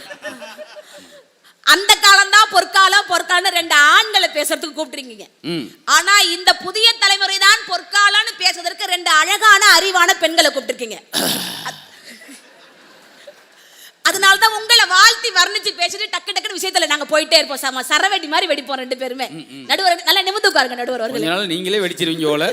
நீங்க சரவெடி மாதிரி வெடிக்கிறீங்களா? காஞ்சின்னா பட்டு, விநாயகருக்கு வைப்பாங்க லட்டு, பிளட்னா ரெட்டு, பணம்னா துட்டு. எங்க முத்து சார் பட்டிமன்றம் எங்க பேசினாலும் ஹிட்டு என்று உட்கார்ந்துருக்காங்க. பாத்தீங்களா நடுவர் அவர்களே? ஜிபேல 123 ரூபா 50 பைசா போட்டிருக்கேன் சார். ஜிஎஸ்டி 150 ரூபா எடுத்தது போக. அடுத்தது பாருங்க, நீங்களே உங்க ஜிபே முழுசா எனக்கு அனுப்புவீங்க பாருங்க சார். முதல் பந்தையும் கடைசி பந்தையும் விட்டுட்டு சிக்ஸர் அடிச்சா அது லப்பர் பந்து கெத்து. முதல் பந்தையும் கடைசி பந்தையும் விட்டுட்டு சிக்ஸர் அடிச்சா அது லப்பர் பந்து கெத்து. பேசுற ஒவ்வொரு வார்த்தையிலுமே சிக்ஸர் அடிச்சா அதுதான் எங்க நடுவர் மதுரை முத்து சார். எவ்வளவு சார்? அந்த 120 மரியாதை திருப்பி அனுப்புமா? சரின்னு ஒரு தடவை போட்டா பாவம்னு போனா ஏமா நடுவர் அவர்களே? லப்பர் பந்து, பிளாஸ்டிக் பந்து, இதோ ஒரு நடுவரை பேசுறது. வாழ்க்கையுடைய பொற்காலம் எங்களை மாதிரி யூத்த பேச வச்சாதான் தெரியும். சரி நடுவர் அவர்களே, NS கிருஷ்ணன் அந்த காலத்துல கனவு கண்டாரு, அது அத்தனையும் நனவாக்கி வச்சிருக்கிறது தான் எங்களுடைய புதிய தலைமுறைங்கிற பொற்காலம். விஞ்ஞானத்தை வளர்க்க போறேன்டி, விஞ்ஞானத்தை வளர்க்க போறேன்டி, மேனாட்டான விருந்து கலைச்சு காட்ட போறேன்டி, தஞ்சாவூர் ஏட்ட பிரிச்சு தலைகீழா பாடம் படிச்சு, தஞ்சாவூர் ஏட்ட பிரிச்சு தலைகீழா பாடம் படிச்சு, புருஷன் பொஞ்சாதி இல்லாம புள்ளையும் குட்டியும் பிறக்கிறாப்ல டெஸ்ட் பேபின்னு ஒண்ணு வருங்கிறத அவர் கனவு கண்டாரு. இன்னைக்கு நாங்க நனவாக்கி வச்சிருக்கோம். நெல்லு குத்த, மாவரைக்க, நீரரைக்க மிஷினு, அல்லும் பகல ஆக்கி இறக்க அதுக்கு ஒரு மிஷினு, கொல்லப்புறத்துல கொலா வைக்கணும், குளிர் மிஷினு சேர்ந்து வைக்கணும். அதுலயும் ஒரு விஷயத்த சொல்லுவாரு, பள்ளிக்கூடத்துக்கு பிள்ளைங்க போகாம படிக்க கருவி பண்ணியும் வைக்கணும்னு சொல்லுவாரு. கொரோனான்னு ஒரு கொடிய நோய் வருண்டா, பசங்க யாருமே பள்ளிக்கூடத்துக்கு போக முடியாது, ஆன்லைன் கிளாஸ படிக்கிறதுக்காக செல்போன் ஒரு கருவி வரும்னு அன்னைக்கு கனவு கண்டதை நனவாக்கி வச்சிருக்கிறது எங்க இந்த புதிய தலைமுறை. நடுவர் அவர்களே, அன்னைக்கு நீங்க கனவு கண்டீங்க, இன்னைக்கு நாங்க நனவாக்கி வச்சிருக்கோம்னு சொன்னா பொற்காலமான காலம் எங்க புதிய தலைமுறை, எங்க காலம் தான். அந்த காலத்தை நீங்க என்ன பண்ணீங்க நடுவர் அவர்களே? சொல்லுங்க. கிராமம் ஒரு தங்கம், ஒரு கிராமம் என்ன விலை வித்துச்சு? வெறும் 5 ரூபா 10 ரூபா வித்துச்சு. இவங்க என்ன வாங்கி வச்சிருக்காங்க? எத்தனை கிராம் வாங்கி வச்சிருக்காங்க? மானத்தை வாங்கி வச்சிருக்காங்க. அப்புறம் அந்த காலத்துல நாங்கெல்லாம் சத்துணவு தட்டை எடுத்து நடந்தே போனோம். உங்க விதி நடந்து போனீங்க. எங்களுக்கு இன்னைக்கு வீட்டு வாசல்லையே காலேஜ் பஸ் வருது, ஸ்கூல் வேன் வருது, நாங்க எதுக்கு நடந்தே போகணும்? சரியான கேள்வி. யாரு எடுத்தாலும் சொல்றது நான்லாம் தெரு லைட்டில் படித்தேன்டா. ஏய் நான் அறிக்கை லைட்டில் படித்தேன்டா. ஏய் நான் மெழுகுவத்தியில் படித்தேன்டா. திருப்பி நான் கேட்டேன், பகல் எங்கேயா ஓனீங்க? எல்லாராலையும் கேட்க முடியுமா? நல்லா கேளுங்க சார் பக்கத்துல. நடுவர்களே, அப்ப நகைச்சுவை விருது வாங்கினா சும்மாவா? அப்புறம் அந்த காலத்துல எப்படி உடை அணிந்தோம் ராஜநிதி சார் சொல்றாரு. இன்னைக்கு உடை கலாச்சாரங்கள்லாம் மாறிடுச்சே. இன்னைக்கு என்னதான் படிச்சாலும் இன்னைக்கு இருக்கக்கூடிய இளைய தலைமுறைகள் தீபாவளிக்கோ பொங்கலுக்கோ புத்தாண்டுக்கோ போய் Dress வாங்கும் போது காசை கொடுத்து கிழிஞ்ச பேண்ட தான் வாங்கி போடுறோம். ஏன் தெரியுங்களா? நாட்டிலே ஏழை பணக்காரன் என்கின்ற வேறுபாடு இருக்கக்கூடாதுங்கிற ஒரே காரணத்துக்காக தான் புது பேண்டையே கிழிஞ்சு போட்டு. அங்க பாருங்க 2K கிட்ஸ் கை தட்டுறான். இந்த ஜோக்குக்கு இல்லைங்க, முத நான் அடிச்சல ஏழை ஆளுக்கு அது இப்போதான் அவனுக்கு புரிஞ்சிருக்கு. நீங்க அடிச்ச ஜோக்கெல்லாம் ஒரு வாரம் ஆகும், 13ஆம் தேதி அவனுக்கு புரியும். அப்புறம் மெயில் அனுப்பியும், அன்னலட்சுமி அவ்வளவு லேட்டாவா புரியும்? Not available message. நடுவர் அவர்களே, பெரம்பலூர் மண் என்ன சாதாரண மண்ணா? கவி வைரமுத்து அவர்கள் ஒரு பாட்டு எழுதினார். என்ன மாதிரி ஒரு அழகான பொம்மை செய்வார் அந்த பாட்டுலயே. அப்படியா? அம்மா என்ன பெரிய தற்பெருமை அப்படி. சார் என்ன நிலான்னு வர்ணிக்கும் போதே சந்தோஷப்பட்டேன், பொம்மன் சொல்லும் போது ஏன் சார்? அதெல்லாம் பெரிய நகைச்சுவை. நடுவர் அவர்களே, கவி பேரரசு வைரமுத்து அவர்கள் ஒரு பாட்டு எழுதியிருப்பார். தஞ்சாவூர் மண்ணை எடுத்துன்னு ஒரு பொம்மையை செஞ்சுக்கிட்டே இருப்பார். ஒவ்வொரு ஊர்லயும் மண்ணெடுத்து கண்ணு செய்வாரு, உடம்பு செய்வாரு, கால் செய்வாரு, கை செய்வாரு. ஆனா பெரம்பலூர் மண்ணெடுத்து எதுவுமே செய்யல. ஏன் தெரியுமா நடுவர் அவர்களே? பெரம்பலூர் மண்ணுங்கிறது மண்ணெடுக்கிற ஊர் இல்ல, பொண்ணெடுக்கிற ஊர். நடுவர் அவர்களே, பண்பாடு நிறைந்த இந்த மண்ணுல அந்த காலம் தான் சிறந்ததுன்னா அந்த காலத்துல என்ன பண்ணீங்க? நாங்கெல்லாம் இன்னைக்கு தன்னம்பிக்கை அதிகமா வளர்க்குறோம். உண்மையை சொல்லிட்டுங்களா? வீட்டுல உட்கார்ந்து எங்களை எல்லாம் படிக்கவும் போகாத எங்கேயும் போகாதன்னு உட்கார வச்சு அழகு பார்த்தது அந்த காலங்க. அந்த காலத்துல பாருங்க, எல்லா கிராமங்களையும் ஒரு விஷயம் நடக்கும். நைட்டு 1 மணிக்கு நம்ம வீட்டு வாசல்ல வந்து ஒருத்தர் நிப்பாரு. நைட்டு 1 மணிக்கு நம்ம வீட்டு வாசல்ல வந்து நின்னுக்கிட்டு நல்ல காலம் பிறக்குது பாரு. அவருக்கு நல்ல காலம் பிறந்து இருந்தா அவர் எதுக்கு நைட்டு 1 மணிக்கு நம்ம வீட்டு வாசல்ல நிக்கிறாரு?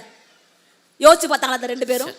நைட்டு 1 மணிக்கு சார் வீட்டுல இருக்க பெண்களை பார்த்து சொல்லுவார் பாருங்க, ஜக்கம்மா பாரு சொல்லுறங்கேளு காரியம் ஒண்ணு நடக்குது இங்க. ஐயா கை ஓட்ட நடுவர் கை பெரிய ஓட்ட, அம்மா கையை தாராளம் கவலைப்படாத தாயி. தாயத்தை ஒண்ணு நானும் தாரேன். தலையில கட்டாத, கழுத்துல கட்டாத, கையில கட்டாத, இடுப்புல கட்டாத, வயிற்றுல கட்டாத, சைசு பத்தாது, தொடையில கட்டாத, முட்டியில கட்டாத, கட்டாத, தொடையில கட்டாத, விரல்ல கட்டாத, அவசரப்படாத முடிச்சிடுறேன். விரல்ல கட்டாத, தலைய சுத்தி நீயும் தூக்கி போட்டு. தாயத்து ஒண்ணு நானும் தாரேன், பத்திரமா வச்சுக்க. தாயத்துக்கு வெடக்கோழி 2, பட்டு துணி 1, 2000 ரூபாய் தாளு, செல்லாது தாகி. அவசரப்பட்டு சொல்லிவிட்டேன், 500 ரூபாய் மட்டும் தாளு. கேட்கறது நான் இல்ல, ஜக்கம்மா காளி சுடுகாட்டு காளி. எல்லாத்தையும் நான் மன்றாடி ஒரு மன்னிப்பு கேட்டுக்கிறேன். இன்னைக்கு ஒரு பேச்சாளர் கிடைக்கல, அதில் ஒரு குடுகுடுப்பக்காரியை கூட்டு வந்து பட்டிமன்ற இடத்த வேண்டிய சூழலுக்கு எனக்கு நேரம் ஒதுக்கிட்டாங்க. மன்னிச்சுக்குங்க ஐயா. அப்ப போன வருஷம் எந்த குடுகுடுப்பக்காரியை கூட்டு வந்தீங்க? அதாவது அவங்க தப்பா நினைக்காங்க, ஏன்னா கொரோனா 4 வருஷம் வந்து கொஞ்சம் வேலை வாய்ப்பு இல்லாமல் இருந்த நேரம், அந்த நேரம் இந்த வேலையை கையில் எடுத்தாங்க. நல்ல வசூல். அப்புறமேல் பட்டிமன்றத்துக்கு வரமாட்டேன்ட்டாங்க. போங்க சார், நீங்கள் 3300 ரூபா எது ஒரு உடுக்கு அடித்தால் போதும். மாவட்ட ஆட்சித்தலைவரை இப்பதான் உழுந்து சிரிக்கிறாங்க. நடுவர் அவர்களே, யோசிச்சு பாருங்க, அந்த காலத்துல பேய் அங்க ஆடுது இங்க ஆடுது, வீட்டுக்குள்ள போய் உட்கார்ந்து வெளியில போகாத, வேப்பிலை ஆடி, அன்னைக்கு மூட நம்பிக்கைகள் அதிகம் நிறைந்தது அந்த காலம். நடுவர் அவர்களே, உண்மை. ஆனால் இன்னைக்கு எல்லா நாட்டு கொடியிலையும் நிலா இருக்கு. இன்னைக்கு நம்ம நாட்டு கொடிதான் நிலாவிலேயே போய் கால் புதைச்சிருக்குன்னு சொன்னா தன்னம்பிக்கை அதிகம் நிறைந்த காலம் இந்த காலம். அதனால்தான் நான் முத்துக்குமார் அவர்கள் அழகா ஜெய் பீம்ங்கிற ஒரு திரைப்படத்துல உண்மையிலேயே படிச்சா நீ கால் மேல கால் போட்டு உட்கார்லாங்கிற தன்னம்பிக்கையை கத்து கொடுத்த படம். அதுல அழகா தன்னம்பிக்கைக்கு 4 வரி எழுதியிருப்பாரு. தலக்கோதும் இளங்காத்து சேதி கொண்டு வரும், மரமாகும் விதையெல்லாம் வாழ சொல்லி தரும், கலங்காத நீயும் நெஞ்சுக்குள்ள, இருளாத விடியாத நாளும் இங்கு இல்ல, ரொம்ப பக்கந்தான் நிழல் நிக்குதே, ரொம்ப பக்கந்தான் நிழல் நிக்குதே, உன்னை நம்பி நீ முன்ன போகையில பாதை உண்டாகும், நிக்காம முன்னேறு கண்ணோரம் ஏன் நிக்காம முன்னேறு கண்ணோரோ ஏன் கண்ணீரு தலக்கோதும் இளங்காத்து செய்தி கொண்டு வரும் மரமாகும் விதையெல்லாம் வாழ சொல்லித் தரும். இந்த தலைமுறை நல்லா இல்ல, வாத்தியாட்ட அடி வாங்கினா மட்டும்தான் பெரிய ஆள் ஆவாங்களா? முத்து சார் என்ன நிறைய அடி வாங்கினாரா? என்ன அவ்வளோ வாத்தியார் அடித்தார், நான் பெரிய ஆகிட்டேன், எங்கள் வாத்தியார் என்ன பெரிய ஆள் ஆக முடியல. தெரியுதுல்ல, அப்படி சொல்ல முடியுமா? அது ஒரு நடுவர் அவர்களே, உண்மையிலேயே யோசிச்சு பாருங்க. அந்த காலத்துல எல்லாம் ஒரு ஊருக்கு வழி போறதுக்கு ஏதாவது வயசான ஒரு கிழவி வாசப்படியில உட்கார்ந்து இருக்கும். அந்த கிழவிக்கு வழி தெரிஞ்சா மட்டும்தான் அந்த கிழவி சொல்லுவாங்க. ஆனா இன்னைக்கு அப்படி கிடையாதுங்க. கையடக்க கருவி செல்போன் எல்லார் கையிலயும் வந்துருச்சு. இப்ப நான் நேற்று நாகப்பட்டினத்துல இருந்து புறப்பட்டு இன்னைக்கு பெரம்பலூருக்கு வரேன். நான் யார்ட்டுமே வழி கேட்க வேண்டிய அவசியமே கிடையாது. நான் படிச்சிருக்கேன், எனக்கு இங்கிலீஷ் நல்லா பேச தெரியும், தமிழ் நல்ல புலமை வாய்ந்தவளாக நான் இருக்கிறேன். அப்புறம் நீங்க வந்து உடுக்கடிக்கிற வேலைக்கு போனீங்க. இப்ப நான் நாகப்பட்டினத்துல இருந்து கிளம்பி வரதுக்கு நான் யாருக்கிட்டயுமே இறங்கி இந்த பக்கம் எப்படி போகணும் அந்த பக்கம் போகணும்னு அவசியமே கிடையாது சார். கூகுள் மேப்னு ஒண்ணு இருக்கு. இப்ப நான் பெரம்பலூருக்கு வரதுக்கு யார்ட்டையுமே வழி கேட்க தேவையில்லை. இப்ப நாகப்பட்டினம் இருந்து போறப்ப வச்சுக்கோங்களேன், just 54 kilometers are there in Thiruvarur bypass road. just 45 kilometers are there in Tanjore new bus stand. புது வேலைக்கு ஜாயின் பண்ணியிருக்காங்க. மாசம் வேலையை மாத்திட்டே இருப்பாங்க. எந்த நேரம் என்ன வேலைன்னு கண்டுபிடிக்க முடியாது. just 45 kilometers are there in Perambalur collector office. reach your destination 24 மணி நேரம் நமக்கு வழி சொல்றதுக்கு ஒரு அழகான ஒரு பெண் குழந்தைக்கு உலகமே இன்னைக்கு கண்டுபிடிச்சிருக்குன்னு சொன்னா அதுதான் இன்றைய பொற்காலம்ங்கிறது நடுவர் அவர்களே. ஆனா ராஜினி என்ன சொல்ல தெரியுமா? இதே கூகுள் மேப் அவரும் போட்டார். கூகுள் மேப் போட்டுட்டு அதிராம்பட்டினத்துக்கு வரார். போட்டு எங்க பட்டுக்கோட்டைக்கு ஒரு ஊர் பேரை போட்டு நொய்யல ஏதோ ஒரு ஊர் போட்டு வரார். நொய்யல், ஆமா. 200 மீட்டர் லெஃப்ட் சார், அப்படி இல்ல சார். 500 மீட்டர் ரைட் லெஃப்ட் 11 மணிக்கு சுவிட்ச் ஆஃப் ஆயிடுச்சு. சுடுகாட்டில் உட்காந்துருக்காரு.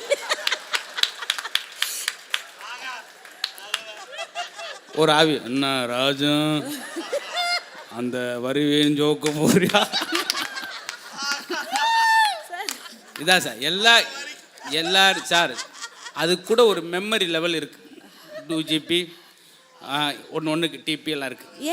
ஆனால் நம்மளுடைய மெமரிக்கு ஒரு லிமிட் இருக்கா சார்? எவ்வளோ வேணாலும் ஸ்டோர், எவ்வளோ படித்தாலும் சேகரிச்சுக்கிட்டே இருக்கும். விவேகானந்தர்கிட்ட கேட்டாங்க, என்ன நீங்கள் தினம் புக்கு வாங்கிட்டு போகிறீங்க, உடனே ஒரு 3-4 நாளில் கொடுத்துறீங்க, உண்மையிலே படிக்கிறீங்களா சும்மா பந்தா பண்ணுறீங்களா? எந்த பக்கத்தில் என்ன கேள்வி வேணாலும் கேளுங்க அப்படின்னார். அதே போல் சொன்னார். காரணம், தியானம் செய்யும்போது மனநிலை ஒருநிலைப்படுது. தியானம் பண்ணுறவங்களுடைய ஆற்றல் அதிகமாக இருக்கும். யோகா பண்ணுறவங்களுக்கு மனசு பக்குவமாக இருக்கும், மென்மையாக இருக்கும், கோவப்பட மாட்டாங்க. அடுத்த பெண் குழந்தைகள் நீங்களாம் உங்கள் வீட்டுக்கார் திட்டாமல் இருக்குன்னு விரும்புனீங்கன்னா யோகா மாஸ்டர் கல்யாணம் பண்ணுங்க. யோகா மாஸ்டரையா? ஆமாம், கல்யாணம் பண்ணிட்டேனே சார். ஆமாம், சாப்பிட்டா தான் இருக்கு. அவர் கோவப்பட்டா கூட மெதுவாக அந்த தண்ணீரை எடுத்து வந்து குவளையில் இங்கே வைக்கவும். அவர் என்ன கோபப்படுத்துங்க, என்னிடத்தில் அதிகம் பேச்சுவார்த்தை வேண்டாம், செருப்பெடுத்து அடித்து விடுவேன். உடனே அந்த பக்கம் ஒரு ஆசை, எங்கள் அடிங்கள் பார்ப்போம். அவளை சாப்பிட்டா அந்த இடம் பார்த்தீங்களா? அதுக்காக அவங்க சொன்ன மாதிரி எல்லாமே இன்னைக்கு மாறிடுச்சு சார். நானும் போயிருந்தேன் காரைக்குடிட்ட. அப்படியா சார்? காரைக்குடி நண்பர் வீட்டுக்கு போயிருந்தேன். அதான் பழைய வாழ்க்கை முறை சார். வீடு 1000 ஜன்னல் வீடுங்க. காரைக்குடியில் 1000 ஜன்னல் வீடு. அவர் எண்ணி பார்க்க முடியுமா? 1000 ஜன்னல் எண்ணி பார்க்கல. அவருக்கு 73 வயசு ஆயிப்பார். கம்பியை சரி பார்த்தானா 113 வயசு ஆயிப்பார். ஆனால் மகிழ்ச்சி. 1000 ஜன்னல் நினச்சி பார்க்க முடியுமா? நான் நண்பர் வீட்டுக்கு போயிருந்தேன் சார். ரெஸ்ட் ரூம் போனேன் அப்படின்னே. அவ்வளோ ஒரு வீடு. டூலர் எடுத்துகிட்டு போங்க அப்படின்னார். வீட்டுக்குள்ளேயே டூலரில் போனேன். பெட்ரோல் தூந்து சார், பெட்ரோல் தூந்து அங்கே பல்க் இருக்குது உள்ளேயே. வீட்டுக்குள்ளேயே பெட்ரோல் போட்டுட்டு போங்க. பாரம்பரியம், கலாச்சாரம், பண்பாடு. உடை உடுத்த வேண்டும் என்பது, எப்படி உடுத்த வேண்டும் என்பது நம்முடைய கலாச்சாரம். ஏன் உடுத்த வேண்டும் என்பது பண்பாடு. இப்படித்தான் உடுத்த வேண்டும் என்பது நாகரிகம். இதை சொல்லி கொடுத்தாங்க இல்லையா? ஆனால் நீங்கள் என்ன சொல்கிறீங்க? பேண்ட் சட்டை எல்லாரும் ஒரே மாதிரி இருக்கு நகைச்சுவையாக சொல்கிறீங்க. நகைச்சுவை சார். ஏழை பாலை வேற்றுமையே கிடையாது, ஒற்றுமையா இருக்கிறோம் நாங்க இந்த காலத்துல. ஆ. அந்த காலத்துல மட்டும் சீதா தேவிய கடத்திட்டு போகும்போது ராமன் கையில் மட்டும் செல்போன் இருந்து சீதா தேவி கையிலும் செல்போன் இருந்தா இவ்வளவு நேரம் கதையை படிக்க அவசியமே இல்லை சார். சீதா தேவி அங்கேருந்து ட்விங் கரண்ட் லொகேஷன் எங்க ராவணன் ஹவுஸ்ல இருந்து போட்டு விடுவாங்க. டக்குன்னு உடனே ஓபன் பண்ணி பார்ப்பாரு Raman. Just 1,500 kilometers are there in Sri Lanka. Just 25 kilometers are there in Ravanan house. அங்கேயும் காட்டு போது நெட்வொர்க் ப்ராப்ளம் அப்படின்னு வரும். அவரும் போன போட்டு நல்லா அந்த பிரச்சனைக்கே வரல சார். நீங்க உடனே ஏர்டெலுக்கு மாறுங்கள் அப்படின்னு. சார் அந்த பிரச்சனைக்கே வரல சார். ஒரு காலத்துல என்ன சார், பஞ்சாயத்துல டிவி இருந்தது, அவ்வளவுதான். ஒரு ஊரே உட்கார்ந்து பாப்பீங்க, வேற வழியே கிடையாது. அந்த 1 மணி நேரத்துல பார்த்தே ஆகணும் அந்த தொலைக்காட்சியை. அப்புறம் கொஞ்சம் காலம் மாறிக்கிட்டே வந்துச்சு சார். கலர் வெள்ளை படம், கருப்பு வெள்ளை படம் இப்படி மாறிக்கிட்டே வந்தது சார். அன்னைக்கெல்லாம் ஒரு காலத்துல படம் 100 நாள் ஓடுச்சு, 200 நாள் ஓடுச்சு அப்படின்னு நீங்க பெருமையா பேசுறீங்க. காரணம் என்ன? வேற வழியே கிடையாது. ஆனா இன்னைக்கு அப்படி கிடையாது, எல்லா வசதியும் இருக்கு. நமக்கு தேவைப்பட்ட நேரத்துல நம்ம எதை வேணாலும் பாத்துக்கலாம். அந்த காலத்து வசனத்தை பார்த்திருக்கீங்களா? 1 மணி நேரம் பேசுவாங்க சார். கேட்டிருக்கீங்களா நீங்க? இல்லையேம்மா. பட்டிமன்றம் முடியுமான்னு கூட தெரியாது எனக்கு, அந்த அளவுக்கு பேசலாம். ஏனப்பா அப்படி பார்க்கிறீர்கள்? எப்ப முடிப்பேண்டுதான்? என்னை தாமதமாகத்தானே எழுப்பி விட்டீர்கள். அதுக்கா இவ்வளவு தாமதமா முடிப்பீர்கள்? நீ எங்கிருந்து வந்தாயப்பா? ஆம், நான் என் தான் வயிற்றிலிருந்து வந்தேன். அப்பொழுதாவது அமைதியாக இருந்தாயா, பேசிக்கொண்டே இருந்தாயாப்பா? அப்பொழுது நான் பேசவில்லை. அங்க ஒரு ஆள் பார்க்குறாரு, இவங்க பட்டிமன்றம் போட்டுக்கு ஒரு கரகாட்டத்தை போட்டுருந்துக்கலாம்யா. அப்படி சொல்லாதீர்கள் அப்பா. நீங்கள் சென்ற வருடம் வந்து பேசிய பேச்சில்தான் இன்று பெரம்பூரில் மக்கள் வெள்ளமாக அமர்ந்திருக்கிறார்கள் என்று சொன்னார். சற்று கைதட்டக்கூடாதா? ஏனப்பா அப்படி பார்க்கிறீர்கள்? மாவட்ட ஆட்சித்தலைவரே ரசிக்கிறார், PRO சார் அதுக்கு மேல் ரசிக்கிறார். நீங்கள் கைத்தட்டி கொண்டிருந்தால் நான் எவ்வளவு நேரம் வேணாலும் பேசிக்கொண்டே இருப்பேன். அதனால தான் நாங்கள் நிறுத்திட்டோம். நான் ஏன் இவ்வளவு நேரம் இதையே பேசிக் கொண்டிருக்கிறேன் தெரிகிறதா? மறந்துட்டு அடுத்த டைலாக். ஏனப்பா அப்படி சொல்கிறாய்? நான் 10 நிமிடத்தில் அமரலாம் என்று நினைத்தேன். வசனத்தை கையில் எடுத்தேன். 1 மணி நேரம் கூட என்னால் பேச முடியும் என்ற தன்னம்பிக்கை இருந்தால் தானே பேசுவாய். நாங்கள் இன்னும் 3 நிமிடத்தில் சென்று விடுவோம். அப்படி சொல்லாதேப்பா. ஆப்ரேட்டர் சொல்ல, இன்னும் 7 நிமிஷம் நான் ஆஃப் பண்ணிடுவேன்டா. நீ பார்ப்பதற்குத்தான் குள்ளமாக இருக்கிறாய், ஆனால் உன் அறிவு வீரியம் மிகவும் உயரமாக இருக்கிறதே. இன்னைக்கு உனக்கு 300 ரூபா பேமெண்ட்ல கட் ஆகிறது. அந்த காலத்துல வசனம் ஆமாம் சுவாமி. ஏனப்பா வந்து விட்டேன். இதுதாங்க அந்த காலத்துல தொடக்கம். ஆனா இன்னைக்கு எப்படி தெரியுமா? உண்மையிலேயே இன்னைக்கு இருக்கக்கூடிய தலைமுறைகளுக்கு திரையுலக வாழ்க்கையின் மூலமாக கூட புதிய தலைமுறைகளுக்கு எதை வேண்டுமானால் சொல்லிக் கொடுக்கலாம் என்று கற்றுக் கொடுத்தது அசுரன் என்கின்ற திரைப்படம். என்ன தெரியுமா? காடு இருந்தா உங்ககிட்ட இருந்து எடுத்துக்கிடுவானுங்க, ரூவா இருந்தா உங்ககிட்ட இருந்து புடுங்கிக்கிடுவானுங்க, படிப்பு மட்டும் உங்ககிட்ட இருந்தா எவனாலையும் எடுத்துக்கிட முடியாதா சாமிம்பார். டக்கு டக்கு டக்குன்னு திருக்குறள் மாதிரி நச்சக்கு நச்சக்குன்னு வாழ்க்கை நவுத்திட்டு போயிட்டே இருக்கணும் சார். இதுல வேற நாங்க அந்த காலத்தை தலைவாழை இலை போட்டோம், அறுவை சுவை உணவு படைச்சோம். ஒரு வீட்டுல கல்யாணம் பத்திரிக்கை வச்சா போதும், 1 வாரம் அந்த வீட்லயே உட்கார்ந்து சாப்பிட்டு சொத்தை அழிச்சுது அந்த காலம். பட் இன்னைக்கு அப்படி கிடையாது சார். தலைவாழை இலை போடுறது இல்லதான், நான் ஒத்துக்கிறேன். பஃபே சிஸ்டம்னு ஒண்ணு வந்திருக்கு. நீ எவ்வளவு படிச்சிருந்தாலும் சரி, நீ நடுவரா இருந்தாலும் சரி, பேச்சாளர் இருந்தாலும் சரி, நல்லாசிரியர் விருது வாங்கி இருந்தாலும் சரி, கல்யாணத்து வீட்டுக்கு போடினா எடுத்தட்ட எல்லாருமே தட்டை ஏந்து சமம், அனைவரும் ஒன்று. பஃபே சிஸ்டத்துல நடுவர்களே தலைவாழை இலை போட்டு அறுசுவை உணவு படைச்சிங்கன்னா வேண்டிய சாப்பாடை சாப்பிட்டுட்டு மிச்ச சாப்பாடை அந்த இலையிலேயே வச்சுட்டு வருவாங்க. உணவை வீணாக்குனாங்க. ஆனா இன்னைக்கு பஃபே சிஸ்டம் ஒன்று வந்ததுக்கு அப்புறம் உனக்கு தேவையான உனக்கு விருப்பமான உணவை நீயே தேடி தேடி எடுத்து எவ்வளவு வேண்டுமானாலும் சாப்பிட்டுக்கோ, மிச்ச உணவை அங்க வச்சுட்டு போ. தேவையில்லாத உணவை தேவை உடையவர்களுக்கு எடுத்து கொடுக்கலாம் என்று கத்துக் கொடுத்தது இந்த காலம் நடுவர்களே. எல்லாத்தையுமே குறையே சொல்லிக்கிட்டே இருந்தா அப்ப இந்த காலத்துல பொற்காலத்துல எதுவுமே இல்லையா? நடுவர்களே, வீட்டுக்குள்ள பெண்களை பூட்டி வச்சு நம்ம அழகு பார்த்தோம். உண்மையிலேயே பாருங்க, அன்னபாரதி சொன்ன மாதிரி நமக்கெல்லாம் மாவட்ட ஆட்சித்தலைவர் தான் மிகச்சிறந்த சாட்சி. இன்னைக்கு பெண்கள் நாங்க படிக்கிறோம், ஆகாயத்து முதற்கொண்டு நாங்க வாழ்ந்துகிட்டே இருக்கிறோம். இன்னைக்கு பெண்கள் எவ்வளவு படிச்சிருந்தாலும் காலையில எந்திரிச்சு பாத்திரத்தை வலிக்கு, பல்ல வலிக்கு, வீட்டை கொட்டி, வாசலை கொட்டி, தண்ணி தெளிச்சு, கோலம் போட்டு, இட்லி தோசை சுட்டு வச்சு, சட்னி சாம்பார் வகை வகையா செஞ்சு வச்சு, பிள்ளைக்கு ஊட்டி விட்டு, புருஷனுக்கு கட்டி கொடுத்து, புலம்பி நாங்களும் வேலைக்கு கிளம்பி மலை மாறி இருக்க துணியை பூரா அடிச்சு துவச்சு, காய வச்சு, மடிச்சு வச்சு, மத்தியானம் சாம்பார் கூட்டு பொரியல் அவியல் ரசம் அத்தனையும் செஞ்சு வச்சு, கல்யாண காது குத்து சடங்குன்னு அத்தனையும் போய் அட்டன் பண்ணி, அங்கே போய் சாப்பிட்டு கரெக்டா 4 மணிக்கு பிள்ளைய பள்ளிக்கூடம் வந்து கூட்டு வந்து, அதுக்கு டீ காஃபி ஸ்நாக்ஸ் அத்தனையும் செஞ்சு கொடுத்து, யூனிஃபார்மை கையோட கையா துவச்சு போட்டு, கொஞ்ச நேரம் எல்லா வேலையும் பார்த்துட்டு, ஹோம்ஒர்க்கையும் அவங்களுக்கு சொல்லி கொடுத்துட்டு, கொஞ்ச நேரம் 7:30 மணிக்கு உட்காரலான்னு போனா எங்களை கட்டின 7:30 சரியா 7:30க்கு வரும். மாமா உங்களுக்கு இட்லியா தோசையா சட்னியா சாம்பாரா பழைய குருமாவான்னு கேட்டு அத்தனையும் வகை வகையா செஞ்சு வச்சு, நடுவர்களே கையோட கையா பாத்திரத்தை விளக்கி வச்சு கொஞ்ச நேரம் தூங்கலான்னு கதவு சாத்த போனா எங்க வீட்டு நாயில் ஒழுன்னு குலைக்கும். அந்த நாய்க்கு கொஞ்சோண்டு பால் ஊத்திட்டு, பால்காரன் பால் ஊத்துறதுக்கு முன்னாடியே எழுந்திருச்சு பம்பரமாக வேலை செய்யக்கூடிய என் பெண்குல தெய்வங்கள் எத்தனை பேர் இந்த நாட்டில் இருக்காங்க. அம்மிக்கல் மாதிரி நாங்க குண்டாயிட்டே போய்கிட்டே இருக்கோம். நாங்க குக் பண்ணி சாப்பிடல, நாங்க புக் பண்ணி சாப்பிடுறோன்னு எத்தனை குற்றச்சாட்டுகள் எங்க மேல வைக்கிறீங்க. ஒரு விஷயம் சொல்லட்டுங்களா, 64 வயதில் கூட ஜீ தமிழ் தொலைக்காட்சியில் சரிகம பதனி என்கின்ற இசை நிகழ்ச்சியில் 64 வயது மதிக்கத்தக்க ரமணியம்மா என்கின்ற ஒரு பெண்மணியை, வீடு வீடாக பாத்திரம் தேய்த்த அந்த பெண்மணியை இன்று உலகம் அறிய செய்யக்கூடிய மிகப்பெரிய கதாபாத்திரமாக மாற்றி அமைத்தது எங்களுடைய புதிய தலைமுறைங்கிற பொற்காலங்கிறது. தயவு செய்து நீங்க மறந்துடாதீங்க. நடுவர் அவர்களே, நிறைவா ஒரே ஒரு விஷயத்தை சொல்றேன். இன்னைக்கு மனித இனம் இருக்கா, கொடுத்து உதவக்கூடிய பண்பு இருக்கான்னு கேட்குறீங்களே. தூத்துக்குடி மாவட்டத்தில் பொன் மாரியப்பன் என்கின்ற ஒரு சலூன் கடை வைத்து நடத்தக்கூடிய அந்த நண்பருக்கு நல்ல ஒரு கைத்தட்டி கொடுத்து பாராட்டுங்க. ஏன் தெரியுமா, அந்த சலூன் கடையில கிட்டத்தட்ட 500க்கும் மேற்பட்ட புத்தகங்களை அடுக்கி வச்சிருக்காரு.